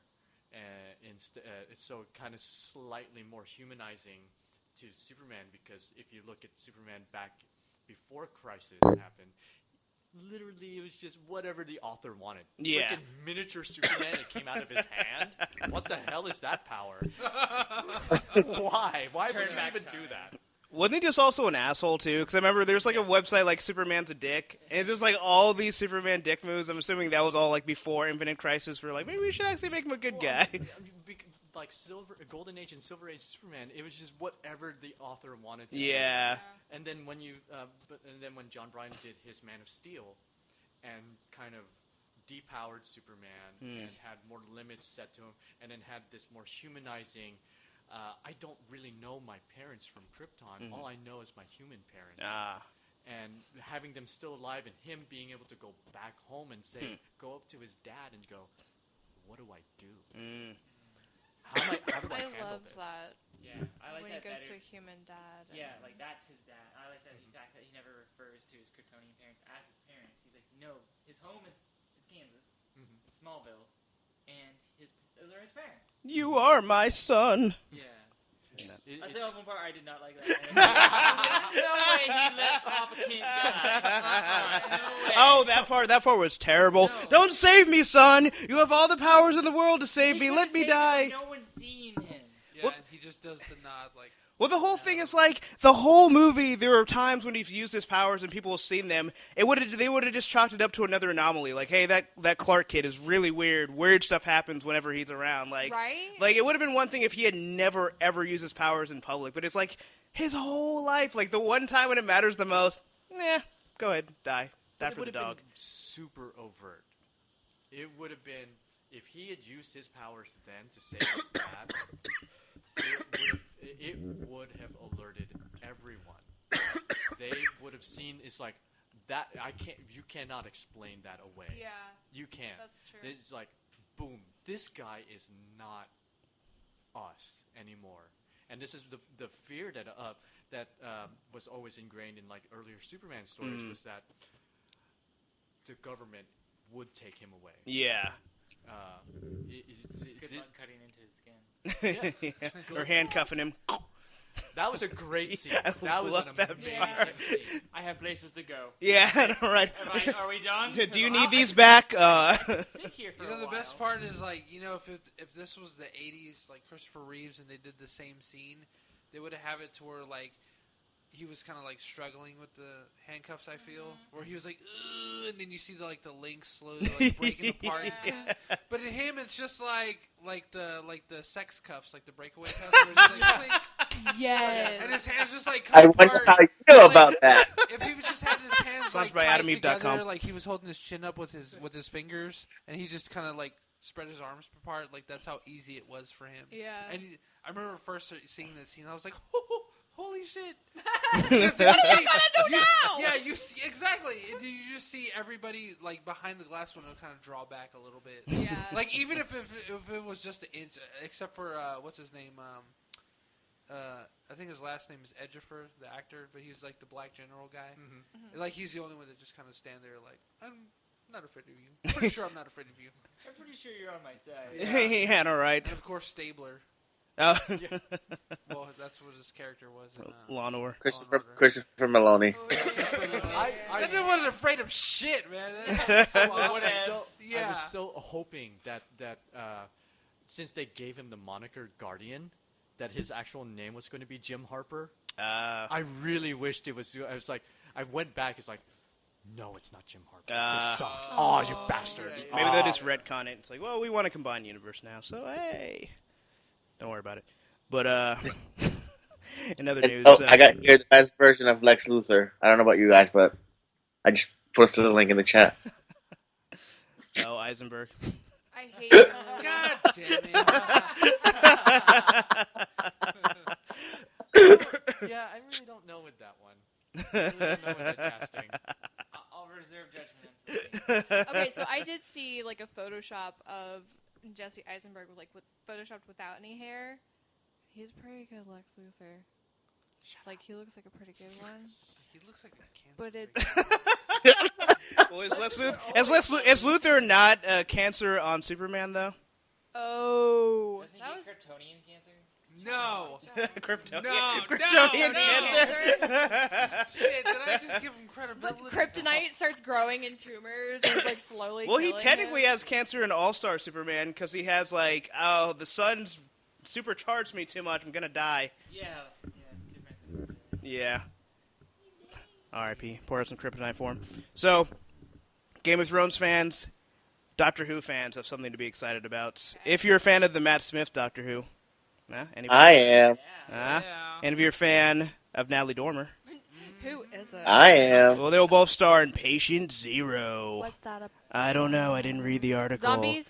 It's There's an actually not a whole lot Ebola. about the movie, but yeah, it has something to kind of do. I don't know if it's so much with zombies.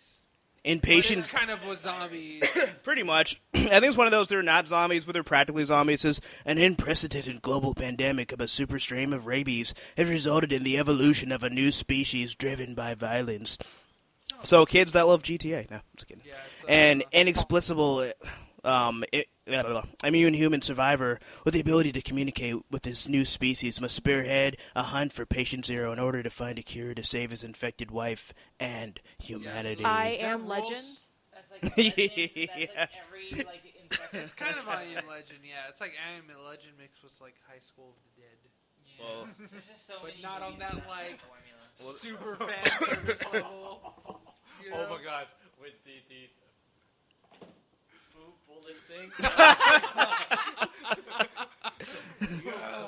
Do the boobs shoot bullets? No. Oh, were they blocking bullets? The impact of like the first shot or the girl falling makes her boobs like flop like this. Like one up, one down. Yeah. And then like reverse. literally like the way my hands are Goes- moving, that's how ridiculous they move. And the kid shoots a bullet and just fires, and you think they're gonna hit the boobs, but then they like move and they go in between. And it's like, oh my god, this is like fan That's service on like a whole different level. And well, it gladly it happens like at the end of the series. Yeah. So you just don't go, wow, jump the shark at the beginning. No, you at least jump the shark at the end. Okay. And it seems like they can use that really cleverly, where they were just making fun of fan service. Like, this is how ridiculous it's gotten. It's kind of like that, but if the artists, because they're brothers, like the writer and the artist are brothers. Yeah. And Brothers, the artist brother. is known for a very specific, what is it? You probably know. Well, maybe. I don't want to assume. You like It's hentai. the You know what I'm Inazuma talking about. hentai series? Yeah. I've never heard of that. That Yeah. one? Hentai is... I know what hentai is. I felt that verbal jab. Inazuma is I guess the guy's moniker under the label Digital Axel Works, which is that the one where the tits go crazy all the time? kind of. It's a very certain. It's the tits. To me, it's an appealing art style. Where the tits go crazy all the time? No. Well, on paper, I like the art style. So is he the Robert Liefeld of tits then? No. That's what he sounds like. Before If you're doing one of these. Yes. Okay. I love you I guys. am showing my age now. Oh man, Casey's a spoiler. I'm patient 0. Yeah, probably. It's a little ominous. Well, I guess it explains the sickness.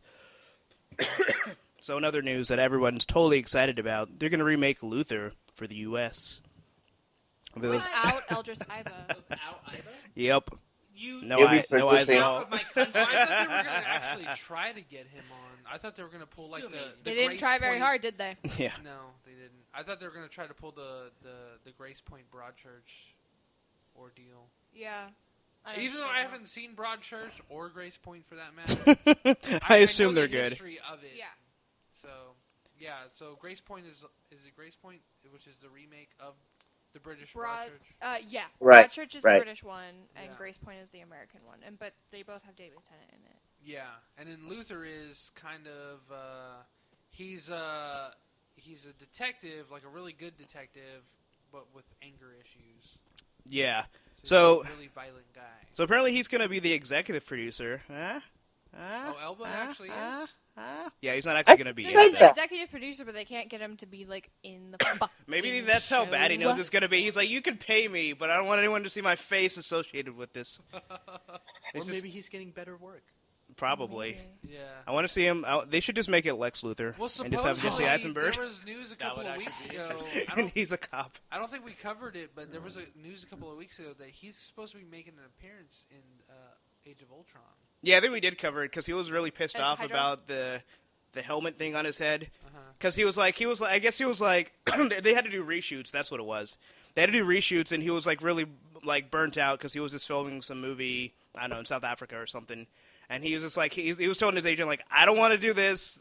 This is a pain in the ass. He's like, you got a contract. You got to do it. And then it just said, like, he was all, like, just agitated with it. And he was just like, 24 hours ago, I was playing Nelson Mandela while he has, like, the Heimdall, like, helmet on. He was just, like, really distraught. So. That's so funny, but at the same time sad. That's like something that you would see, like, on early episodes of, like, The Office. Yeah. Yes. You know what I'm talking about? Yeah. Where you would sit there like 24 hours ago, I was just on stage as Nelson Mandela, and then he's got like this silly like chicken suit on or something like that. He's like dressed as a fucking clown. But I don't think Heimdall is like a clown. Like I love his character. Oh, yeah, so I don't- much, and what Idris has done with him. Yeah, I don't think at all he felt like I didn't read it as like disrespectful to the character. I felt like physically he just did not want to wear that headpiece. Like he was just I like, don't blame him. Yeah, he was It like looks done awful. for the day. That whole suit looks really Yeah. uncomfortable. I think it was like that. Whereas it's like I'm tired. I don't want to do this anymore. I want to take a nap. Contract, buddy. The proved guy stamped it. You got to do it. God damn it. Well, it's kind of like what? Casey, go ahead. Kind of like Raul Julia as M. Bison. It's like Jay's favorite. Oh. Yeah, I love that. Well, that was his last role, so I kind of like embrace it. So it was just, and he had fun with it, and then like maybe it was like a year or two later he died of cancer. He finally succumbed. So it was like really sad. But it was like when you watch the movie, like you can tell like dude had fun. Yeah. So it's like when you see him like flying across that screen, he's just like he's fucking singing I'm having the time of my life as he's doing that like in his head. He's like ha ha ha ha ha. Every day's fucking Tuesday for me from now on.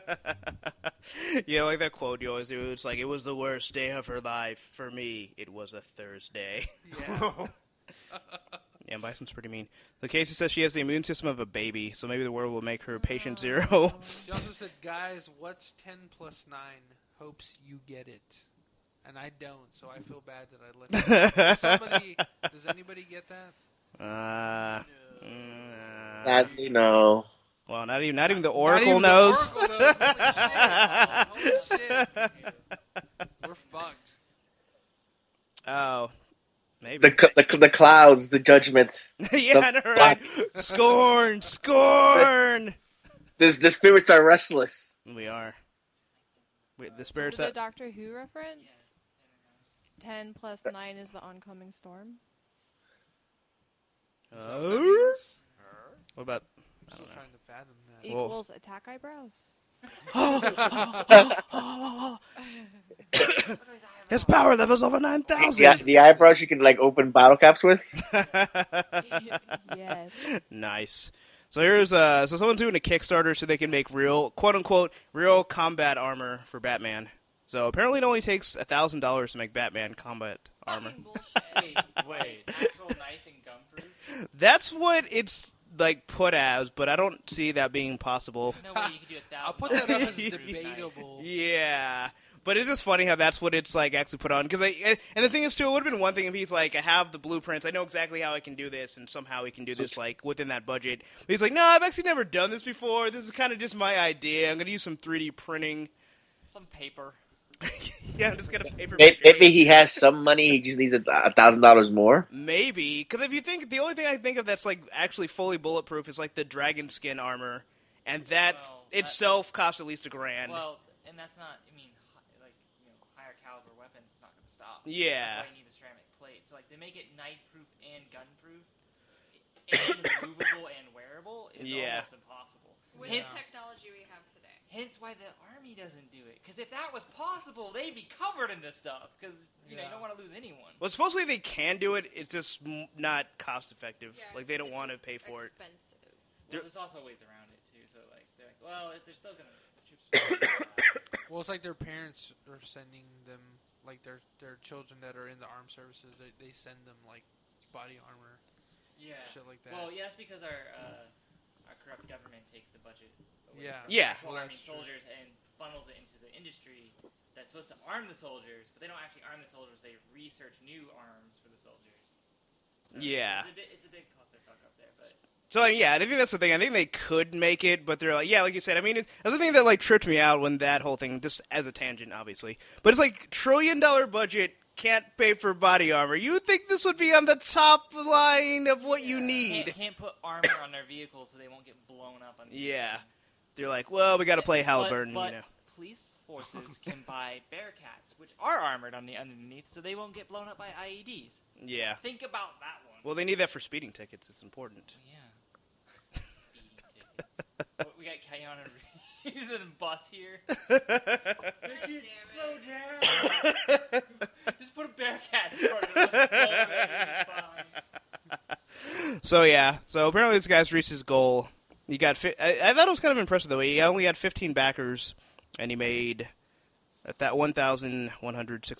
15 backers? Yeah. Jesus, where do people get, like, I don't know. He just sees that and just like, $100.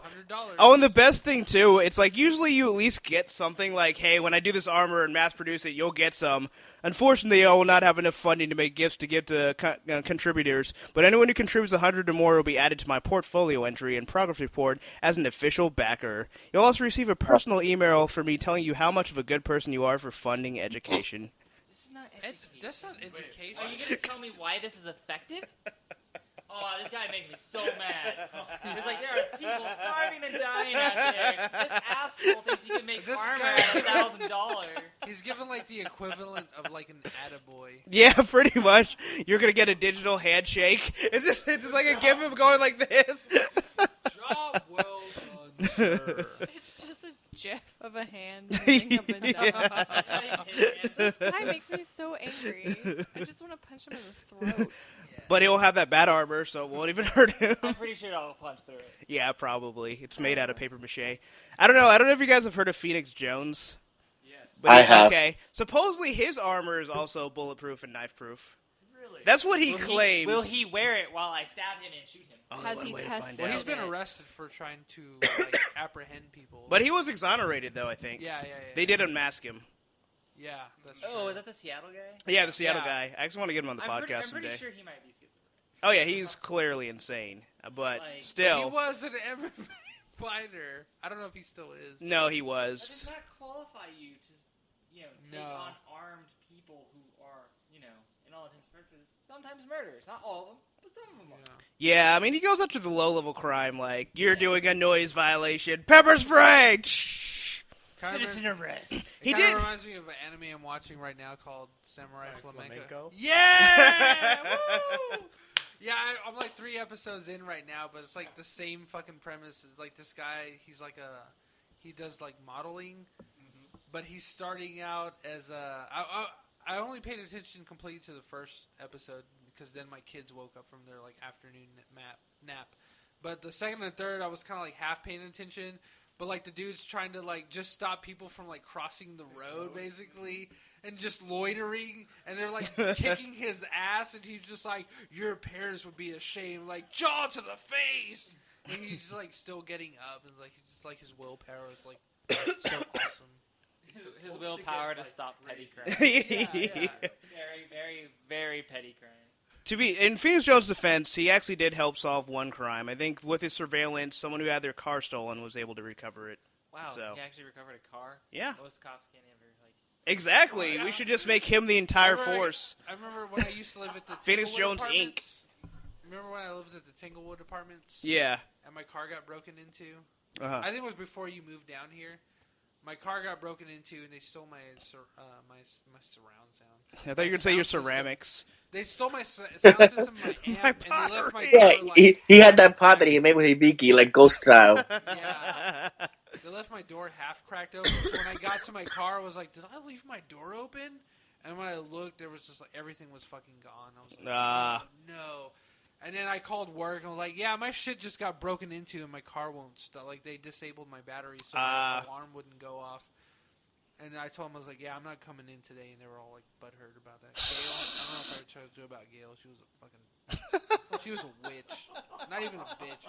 She was literally a witch. I think she did, like, shit to, like, hex me or something. But... He's just like, yes. I stayed at home all day all depressed because I had a really nice sound system. I'm just laughing because I'm like, okay, so where's this going? No, Phoenix Jones were in town. Things would have been different. But I was so... No, we deserve a higher class of criminal. But I was so distraught because you had me in this whole, like, 'cause that was when you were, like, gung-ho into, like, the Alex Jones stuff. So I started getting into it, even though we were, like, miles away from each other. And I was just like... Contagious. Jones is right. There's nothing the government's going to do for me. Fuck the police. I'm not even going to bother calling them. They're just going to come over here and tell me what I already know. We can't help you. We don't have evidence. So I didn't call. I was just so mad. That was the point. I'm sorry. I'm sorry it didn't go anywhere. That was the fucking point. So what you're saying is we need some hope? I need hope. God damn it. You know, the sadness didn't even stop there. Because, like, a year... We need a symbol It that's was almost a year incorruptible. later, I was going, like, with no amp or any, like, sound system. It was just, like, a blank spot in my car. So, just quiet drives to work. With, like, the wind flapping. With, like, the road noise. Yeah! Yeah. I was like, oh... And whenever you stop, you just hear the idling engine. I feel like we should make a mixtape out of that. Just all of us doing the... No. All of us making the noises. Yeah. We should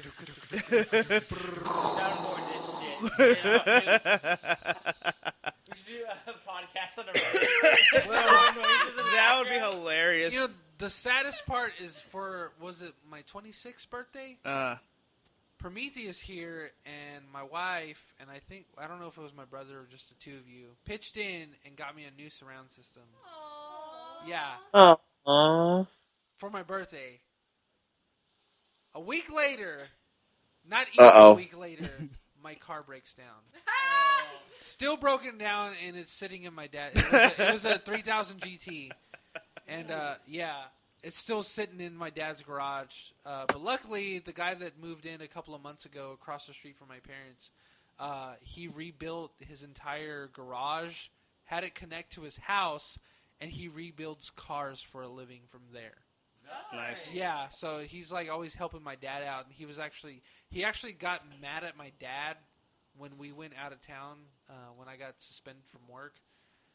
We went out of town and we kept our dog, our little half pit Nola. We kept her at my in-laws, and my dad's neighbor got pissed off that they didn't ask him. And he's like sitting there berating my dad, like, "Hey, I thought we were buddies. If you ever need somebody to watch your dog, dude, just call me." Like he was like mad at my dad for not having the courtesy. My dad was like, "Hey, man, I'm so sorry. I'll come to you." I didn't next realize yeah, he didn't that know. you felt this way. Exactly. They had only known each other for like 2 months. I didn't realize that we were pals, bud. Yeah, so he's. I'm not your bud, pal. Not your pal, friend. Not your friend. I'm not your friend, Chief. Chief. Then he goes, "Chief, comrade for me," and then I go, "Bucko." Bucko. Sparky. Bub.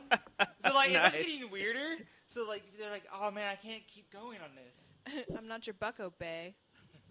I'm not your baby. What about Captain Fish Sticks? Captain Fish Sticks. Captain Fish Sticks. I'm not your bucko, Captain Fish Sticks. Now your fist sticks, brah. I'm not your bra brother, bud. You draw good brothers, brother. Cannot wait to make that. It's gonna be epic. I need to be in this at some point. Oh yeah, definitely. I literally, now that I'm back, I was on vacation the last few days.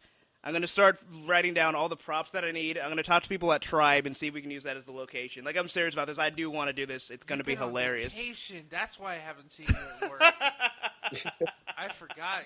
I said an evil laugh. You sent me a text. Just make sure you gotta buy my plane ticket because I gotta get down there and be part of You this. sent me a text like 3 or 4 days ago when I was making the questions for Sherwin here. And I was like, "Tell me what you think." And then he sent me a text, and it was like from Houston. I was like, "What the fuck's he doing in Houston?"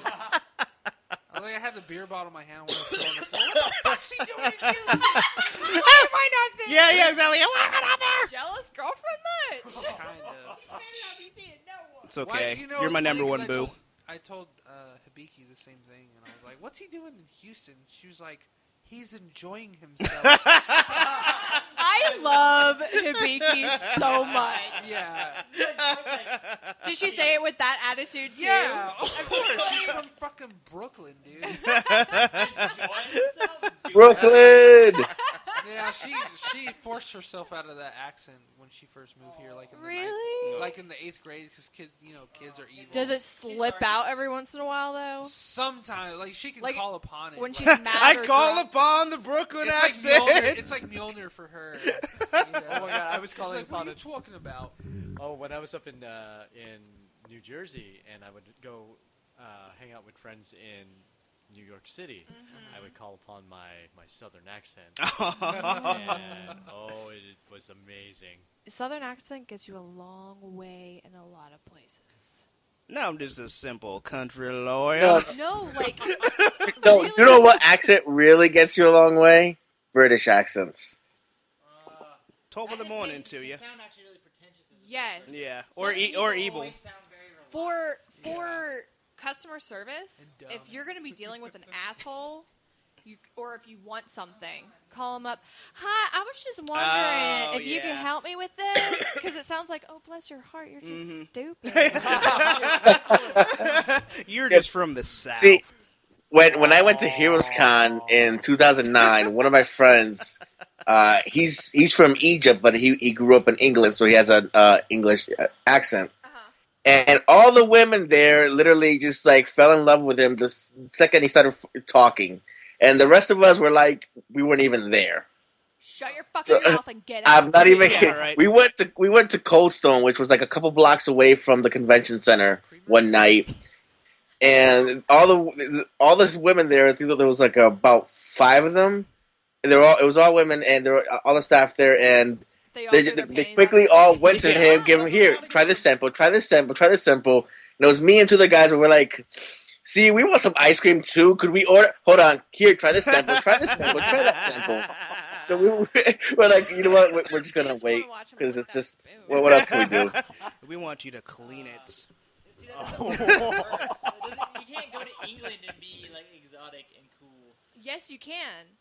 My sister was friends with some kids that were going to school here from England, and apparently the English boys like the American girls.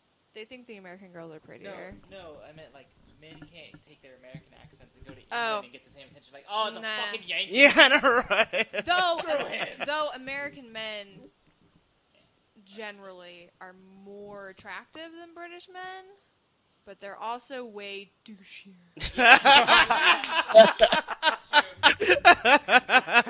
Present company excluded. I don't know. I'm pretty douchey myself. It reminds me of Bob's Burgers, and it's like, man, they screw everything up.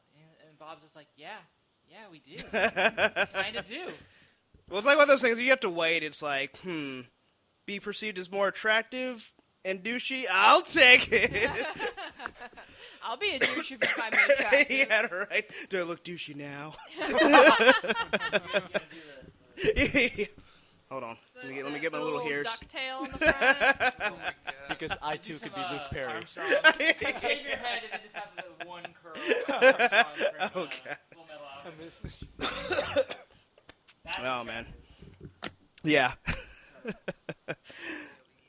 Casey reminds us she'll be here in August, so we can listen to her Northern Irish accent. Are you coming for RTX, Casey? Is it in August? Mm-hmm. Yeah. Oh, is it? Oh, wow, I didn't know that. They announced that it is in Should August. probably put in for the time now. Yes. I have to wait for my new assignment. Yeah, I think it's like I'm gonna the get one 5th too.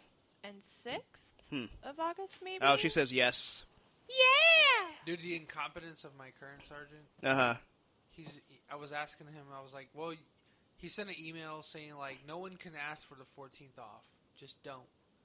And I was like, okay, because I'm sure like there's like a drill or something going on. Yeah. Like super drill or some dumb bullshit.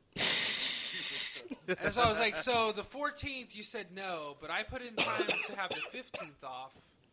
I requested that like 4 months ago. That's my son's birthday.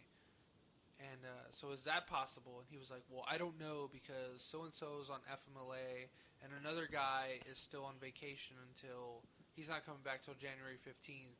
And there's another guy that's doing Brown Santa, so he's not coming back till January 10th. And there's another guy who I have to give vacation to. And My we're son's birthday? Yeah, exactly. And we're losing another person to go to the night shift. And then we're going to lose Amaro to I don't know where yet, but supposedly we may or may not lose Amaro. And I was looking right at him. I was like, you mean me? And he was like, yeah, you. That's who I'm talking to. I was just like, I was just looking at him. I was like, really? You just said my name like twice and didn't realize you were just talking about that. You should be like, hey, wait, and you get paid for this job. Right here, right? Like, yeah, it's yeah, right there. yeah, That's right on the left. On the left, chesticle. Chesticle. The My man, the Bobus. name and the employee number on the right chesticle, right there. But if your life filled, it's this one giant chesticle. well, actually, it's actually just pockets. It's like 17. Yeah, just pouches. You get a pouch. So he was like, yeah, so you might leave to another building in 2 weeks, or you might just like leave after the new year. I was like, oh, well, because considering I was supposed to be gone in like, I don't know, July, that would have been nice to know, like at any time. Yeah. They're like, oh, because you're going to FMLA, that wouldn't be fair to the other building. I was like, when have you not done that? All of a sudden, it's like, oh, you're just like special person that we can't move. It just doesn't make sense. It's just ridiculous. Yeah, well, he's pretty incompetent. Yeah. It's not even me just being mean. Like, if you, I know who he's talking Well, you about. know, the I've worst dealt part, with him. like today, they were like, they shut down a couple of units to like shave the bunks. Yeah. So it's only like single man cells now. Mm-hmm. And they finished E-Tank in like building 2 or E-Unit, and they left it closed because the inmates, they like to pass stuff because they're trying to fill it. There's an open slot up there, but I found out yesterday that the reason why those open slots above the little cracks between the ceiling and the wall exist is for fire emergencies, so that the smoke has somewhere to go and stay afloat, like in the air, so that it doesn't fill up. Yeah. So they want to cover it up. So I was like, okay, so that defeats the purpose of the worst thing is this building was made. This thing is like the pride of 1979. Yeah. You know, so it's fucking old. It's obsolete. It doesn't have the security features that nowadays. But they have better safety features, ironically. No, it doesn't. We have doors that sometimes open. So they put Sherwin's face is priceless. He was just like, this blank face was just like, well done. Like Shia LaBeouf clapping in the theater. No, like seriously, when I first started there, we have these sliding doors. You would literally have to kick them to get them to open. Donkey kick them. Yeah, and I you remember can't just do it with your toe. You have to turn around, look at it from your back, and kick it as hard as you can with your heel, just like. Because I remember my first day there, and the guy that was training me was like, "Yeah, you got to kick the door," and I thought he was just messing with me. And I was like, "Okay." He's like, "No, seriously." And he kicks it, and you just and open it.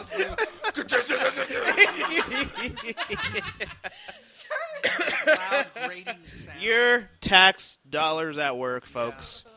If you live in Travis County, that is. Yeah. So. This is where I go. There Kick you go. this door open. Okay. If I have to. Just be the door opener. I don't want to do anything else. I'll just kick doors open. Yeah, right. So, Friday, the maintenance guys, they cover up the slots up on top in cells 1 through 3. Mm-hmm. They're like, we'll finish the rest Monday. Yeah. And then Tuesday, and you can reopen Wednesday. Yeah. So, Monday, I'm working with Edgar. Mm-hmm. And so it was it was going to be a chill day. It was going to be busy, but it was going to be chill. We were going to get to watch a movie. That's what we started watching, Body of Lies, with Apocalypse and Leonardo DiCaprio. So I'm distracted.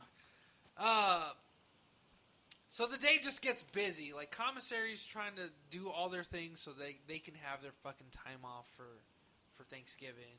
Mm-hmm. Maintenance is trying to fill out every fucking work order so they can have all their time off for fucking Thanksgiving. And then laundry comes in. I don't get to see Pulley Pool. He wasn't there. They're handing out all the clothes, but they don't leave any in the back. Yeah. So anybody that moves in, I was literally pulling strings at the end of the day to find all these. One dude came in still he even said it, but you could tell he was still high on coke. He was like, dude, I'm still tweaking. Okay? I need a blanket. I need a full set of 3 sets of clothes. I need toilet paper. And if you have any coke, that'd be really awesome. I need toothpaste. I need a toothbrush. And I was like, I'll get it all for you. And I got everything for him. It took me an hour to find everything, and especially a blanket and a sweater. Those are hard to come by. Because it was fucking cold. It was 50 degrees in every cell. Yeah. I got him everything, and he was like, could you get me some books? I will shut up for the rest of the fucking day. And I found something about Freemasons, and another thing. It was it was a science fiction. It was a science. Yeah, it was a science fiction. And the second was a science fiction book, but it was super thick. I was like, this will keep him He was like, oh my god, thank you so much. And he was trying to hug me, but he had fucking staph infection on don't hug me. So he's patient 0. Yeah, I had to call medical and shit. Can you see him? No, he's gonna fill out a form. It's he's there's pus in one of those wounds. And they're like, I don't care. We're gonna see him tomorrow. I was like, okay, whatever. I don't care. Wait. Signed him up, put him on the list. So That's why staph infection is all over the fucking jails and prisons. Yeah, because they don't take reports seriously. If you're concerned enough to be okay, you need to be seen now. Well, I saw them. He was like, hey, I know you're not medical, but what do you think about this? And he pulled his pant leg up and just showed me his shin. I was like, oh my god. I covered my cheeks. I was like, oh, shit. Well, that's the thing. It used to be a policy where that was black. No. It was fresh. Like it was just starting. Fresh. In another week, like it's gonna start pussing. Right. You know, but you could tell like it was an open scab. It's like a volcano ready to hose down that cell. Yeah, it wasn't cratered, but it's like we're trained enough to know what to look for. And like, dude, and like his knuckles were like a whole. The training is, does that look weird as shit? You should probably take him to see somebody. Yeah, he had him everywhere, and then he had like a big like a what do they call it, a goose head or something like that. Goose. Whatever. I don't he know. He had like this weird like red bump right That's there, like a cyst? forearm, on his I don't know. forearm. No, was this a scar? No. It was a bump. Yeah, but like, what did it look like? It was scar tissue. No. It looked like. Was it a fuscus? Yeah, it was just a big bump. That is going to turn out to be something disgusting. I think, it's going to be staph, something like that. Like it's I've seen enough staph. I've seen staph in like so many weird places at that place. I've seen it on a dude's like grundle, on his testicles. Oh yeah, that. On his because that's where bacteria likes to be. Yeah. But also, it'll get into like wounds and stuff. Yeah, I saw one on a dude's butt cheek. Like he was the cleanest guy. Yeah, that's another common place. To but get it. He goes, dude. The one time I used the day room toilet, and I get stabbed. Remember Christina? He was in for like murder or some shit a long time ago. He goes, the one time I used the bathroom in the day room, I get staph infection. And then I had to take him one day. It was like a week later. I had to take him, and they were like pushing it and shit, and like taking it because it was like fresh. So it was like, okay, we can work on it now. And he's just sitting there like you can see. It's funny because you're watching his butt cheeks like tense up, and like he's grabbing. I was like, dude, if you had like maybe Sherwin, you can back me up on this. If you had like the right angle, you could make it look like he was getting like raped in prison or something. Like that, you know. Or he was just going. He was like making like that hard like squinch face, and I was like, dude, if this was like another like American Me like type of movie, like you know, like a coming of age like prison film for like Chicanos or some shit like that, like this would be like the perfect scene. He was just going, oh miss, not so hard. She's like, quit being a pussy. There are a lot of things I could say to that, but I'll just say this. I think they're supposed to numb the area first. Yeah, they're not supposed to feel that. Because I've had them, I've went to like urgent care and have them cut open like a cyst. It's like the easiest thing ever. Here, numb your arm. They get a little scalpel, cut it open, push anything out. You're done. You feel nothing except for maybe a little bit of pressure. Yeah. So obviously they were just like, "Fuck this asshole." I want you to feel everything. That's a part of cutting everything.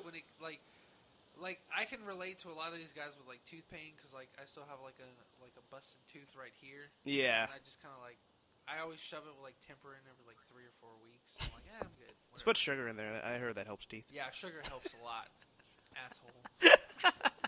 So, no, it's actually this tooth. This one I yanked out a long time ago. But like these guys, I was like, you know, if it ever gets like really bad and infected, which I don't because I'm trying to be like a role model for my kids, like brush every freaking night.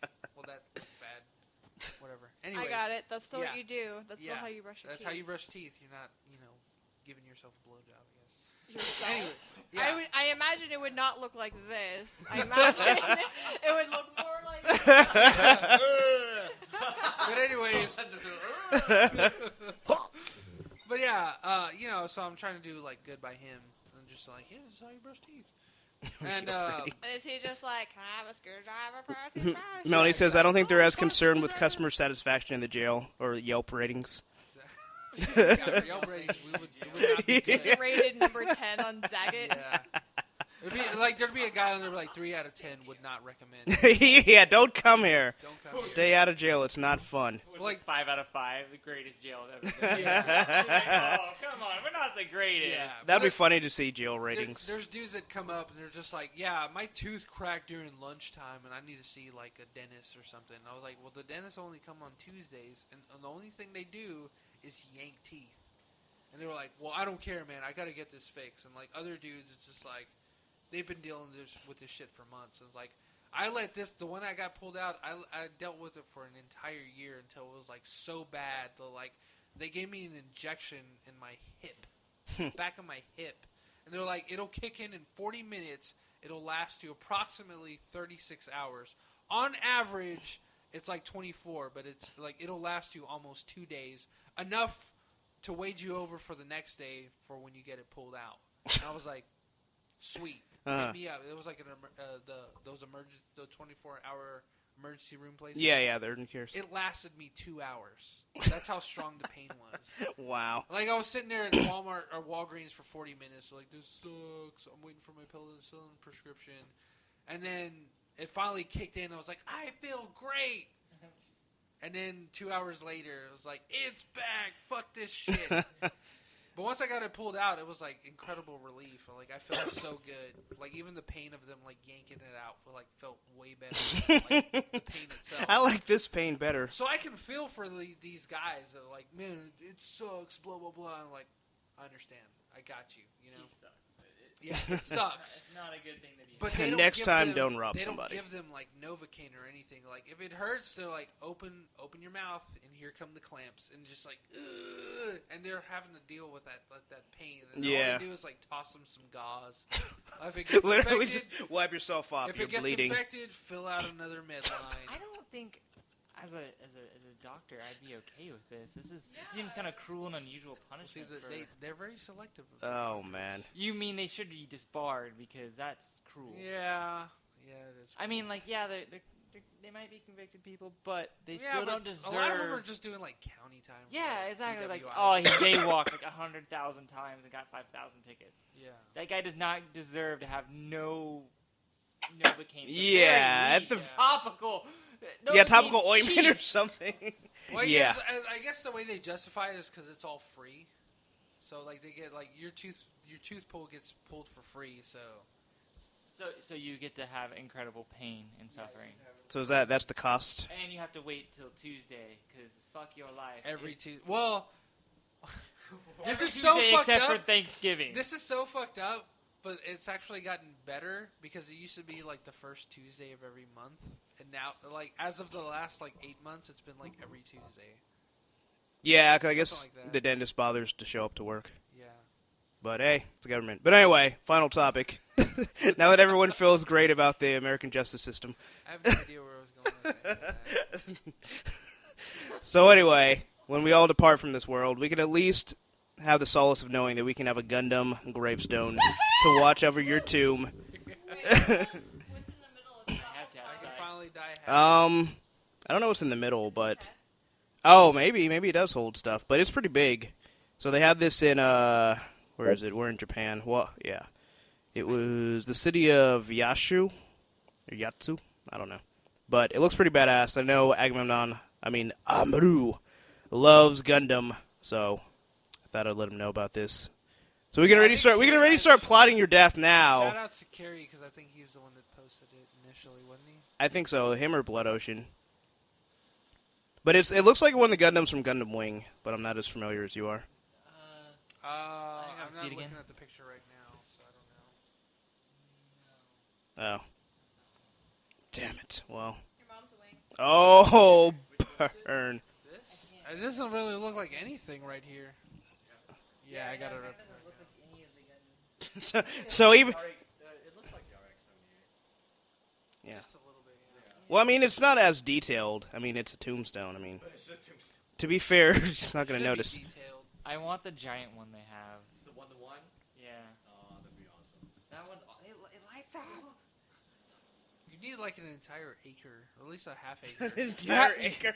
They had like to build, no one they had to build a else could special be next to platform my for body. the weight to stand on it. Like that's how dedicated to Gundam Japan is. Yes. They built a Statue of Liberty-esque Gundam. Basically. Oh wow. It's holding up. It's like holding instead of the torch. It's just holding a smaller Gundam. It's a little laser sword. yeah, that'd be perfect. It's actually like a beacon. That would be awesome. It's a laser pointer. It's actually a dormant Jaeger. Oh. Jaeger bomb. But yeah. We all need a little bit of kaiju in our life. But topic-wise, that is pretty much all I have. Well, I have some other random crap, but don't really need to talk about that. But anyway, thank you for joining us, listeners. Thank you, guests. Make sure you go to accosplay.wordpress.com. Also, AC Cosplay on Facebook. Go to word-girls.com. Go to Pigeon Eyed Productions on YouTube. And learn about how bears poop in hibernation. Singing penis and floating bug. Oh, nice. Okay, so the next episode's up? Yeah, I didn't call it singing penis floating bug, but I really wanted to. That's a missed opportunity right there. I think I might. You can go in and edit that. Yeah, I was Probably just gonna thinking fix that. it because like even more sober me is still like that was genius. You know it's a good idea if after you're sober you still think it's a good idea. I love it. I'm gonna put penis on YouTube, and people are gonna be really disappointed because they're gonna think it's actual like penis, and I'm like, no. You'd be like, nope, none for you. Sorry, ladies and boys. That's how you get your demographics to look like. Yeah. Or latex video gets that one. Womp, womp, womp, womp. And then the people actually finished it. That was amazing. Yeah. Totally botched that. Not what I was looking for, but that was totally awesome. Come here for the latex, stay for the shit. That should totally be like your tagline. Casey says it's 5:25 a.m. in her time. Hashtag YOLO. Because Casey's a rock Please star. make it at least to August so we can see you again. Yeah, right. Yeah. Last that long for us. Don't go into that light. Rage on. Rage on. So did anyone else see Interstellar? Yes. Yeah. Oh my god, that tear yes. fest. Yeah. Oh my. Yeah. Those. Oh. I cried. Fucking baby. I don't usually cry. I cried. It was a tearjerker. It was like, oh man. The moment where Matthew McConaughey characters is crying, I was like, ooh, that got me. Not yet. Yeah. Ooh, that hit me hard. It's like, I don't have children. This hits me hard. I know, right? I was like, I can't even imagine actually having kids and like I couldn't experiencing that. imagine, like, if Kelly, I kind of took it as like if Kelly was in that situation. Yeah. I left her behind, and like, oh god, I feel god, like I I have to failed see everything. this. Yeah. Only 2 movies, however, made me cry, and to what extent I won't say. But Graveyard of the Fireflies and Up. That's it. Oh, that Zombieland made you cry. Up, Huh? up was Zombieland. No, that made me angry. What about the Iron Giant? What about it the? makes me tear up, but not like. I get that close. I didn't. Teary, but Yeah, I didn't lose my shit like I did for Up, and like I can't ever watch the beginning of Up, and I refuse to ever watch Graveyard of Fireflies again. Yeah. It was such a powerful movie, I couldn't handle it. Oh yeah, I haven't even watched it yet. It's like, yeah, I don't want to feel terrible. It's about a brother and sister in like it's post Yeah. post Hiroshima, World War II era, and their father died during I think during a kamikaze attack, and their mother was dead even before that, I believe. And I feel bad because like it's all like loose information. This was like back in 2007 when I saw it, and like. It was And such you've tried to repress it because of Yeah, Well, they right. move in- Thanks, guys, for opening that I totally wound. get it. I totally get They it. move in with this lady who's taking care of them. She takes care of a bunch of different kids, like kind of like an orphanage, I guess. And she kind of treats them not good, which I could kind of relate to, because my mom was in a really like hard time when we were kids, and we had to stay with this lady, Senora Garcia. And I hated her. She treated my brother like a saint, but she treated me like she didn't abuse me, but it was just kind of like when she would comb my hair and stuff, she'd be like, "Oh, why is your hair so tangled?" and like tug on it, I'm like, "It hurts." She's like, "Shit him," but it was just shit like that. But yeah, I hated her, and then she would give my Hot Wheels away. What a bitch! Yeah, and we weren't like Fuck is her we didn't problem? we didn't still come have from my Hot money, Wheels. but Yeah, my me too. dad would buy me Hot Wheels so I could play with, and I had like a pretty sizable collection by the time I was like 5. And she would give them away to other kids, like you should share, but then I would never get them back. That's not sharing. That's giving it away. That's Yeah. called stealing. And then she would give my lunch away to other kids, and then give me like the nasty like soup. That is abusive. Yeah. So that was like so I could relate to like those kids at that level. But then, like, I'm not going to spoil it because then it's going to get me all emotional. You already had me at sadness after Hiroshima because, like, that's going to be... Yeah. It just gets that's worse from there. Yeah, and, I like, figured. It sounds like it's like one of those movies, like, well, like any movie, you always think things are going to get better, and they don't. And then, like, it just hit me, like, really hard at the end because it just reminded me of me and my brother. And I was just like, I could never cope with that. and yeah. So Okay, I would so recommend the movie- watching it, but I would never watch it again. So the movie it's not hits a lot because of it's a bad universal- movie. Yeah, I heard it's really good, but Yeah. really, To really, me, it's an really, incredibly really, powerful really, movie, really but depressing. I could I could never watch it again. Requiem for a Dream. I could never watch it again. Yeah, Seen it? that's a really great movie. Okay, this one. So when we first met, forever way back when, this one was like, you need to watch Donnie Darko because you haven't seen it. I'm like, okay, cool. And so like I'm kind of in the mood, like kind of sad already because I'm just like having a rough time. Yeah. And so she's like, you should watch Donnie Darko. I'm like, okay. And I watch it, and then this one falls asleep, and then like the crushing bitter sadness of like the whole movie, and I was like.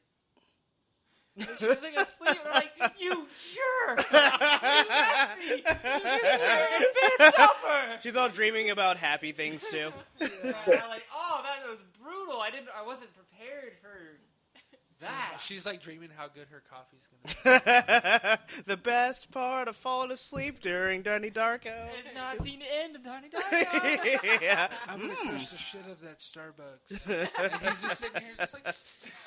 Oh, it was so brutal. Okay, he says He she woke me up and he was like, "What the fuck is wrong with you?" And I was like, "What is not? I mean, like, yeah, it's sad, but it's not like that sad." And he was like, "No, it is." Like, I related to Donnie a lot. Like, a lot of his like behaviors. Do you like, see that's bunnies? How weird I am. So, oh no. Do you see a man in a bunny suit? No. Every day. Do you wear a man's suit every day? No. But then you're not Donnie Darko. That's not his definition as a person. That's all I remember from the movie. Yeah, that's all I remember now too. But I remember it was good though. yeah, I tried to watch the second one. Oh, there was a second one? Yeah. It's the little sister. Oh, okay. Is it the direct-to-DVD version? It's like Sarah Darko or something like that. Yeah. It's Sarah. It didn't come out that long ago, like a year or two. Oh, really? No, it came out longer than that. Yeah, it was Like a million years ago. Casey says she shed a tear at the beginning of Guardians of the Galaxy. Didn't we all? Oh my god. Oh, yeah. Oh, I almost forgot about that. Oh yeah, Heaves was crying. Yeah. That was hard. Yeah, I know, right? I knew it was gonna happen. This I was isn't a like, comedy. No, he just no. Yeah. Oh, Yeah, I it was hate pretty those sad moments. too. I like we're about to end the show. It's like, well, now that everyone's thoroughly depressed, Go watch these. Let's movies make it and worse. cry your balls out. How about we watch something fun and lighthearted, and I can't think of anything. The Raid Redemption. That's really lighthearted. Yeah. So lighthearted. Absolutely lighthearted. Hey, Go watch to that cheer us Tickle up, Me. if There you go. let's just read the Rob Liefeld script again. Yeah, no, right. That's You draw lighthearted. good brothers. Hey, bud, what's up, bud? Okay, bud. Those things will never live down. Oh man, hold on. Let me see if I can find it. We're gonna end the show like Are you that. gonna read it? Yeah, I'll read it again. I gotta bring the spirits up. Come on, Google. Oh my god. Load.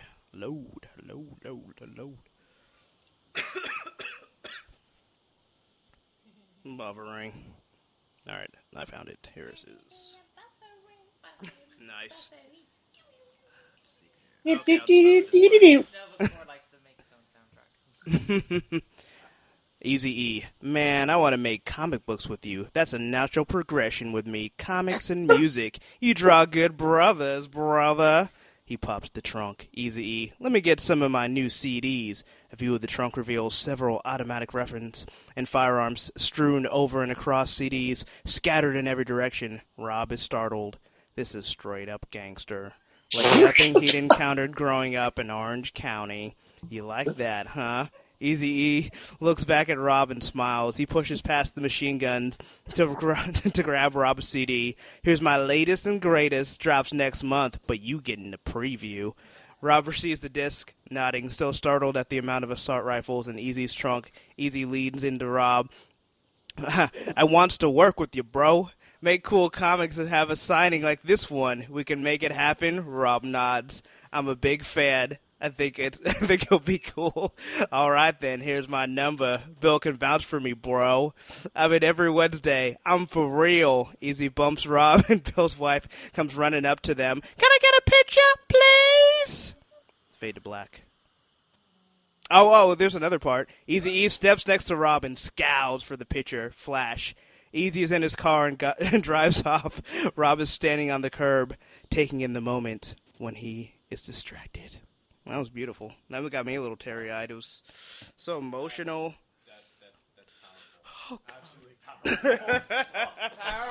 That's Academy Award-winning stuff right there. Oh, man. Well, with that, this is Prometheus. This is Amaro. This is Kelly Nova. This is Ace Nova. And this is Avarice Conspiracy. And This is Ice. And you've been listening to Straight Outta Austin. Powered by the Nova Core. Casey says, girl, let me get you a number. I love you, Casey. Thank you so much for listening. Yeah, thank you everybody in the chat that's still there. Casey and Melanie. Everyone else.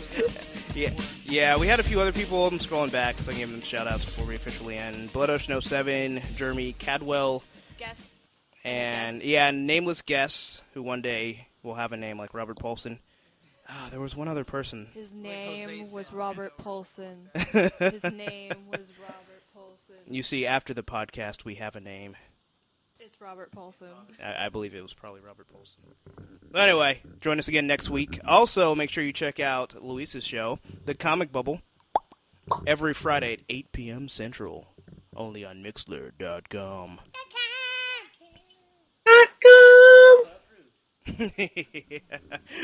Approved. All right, y'all. Thanks for listening. Hey, yo, listen to another show on the 4-Odd Radio Network. For more shows, you can go and check out 4oddradio.com. Alizé.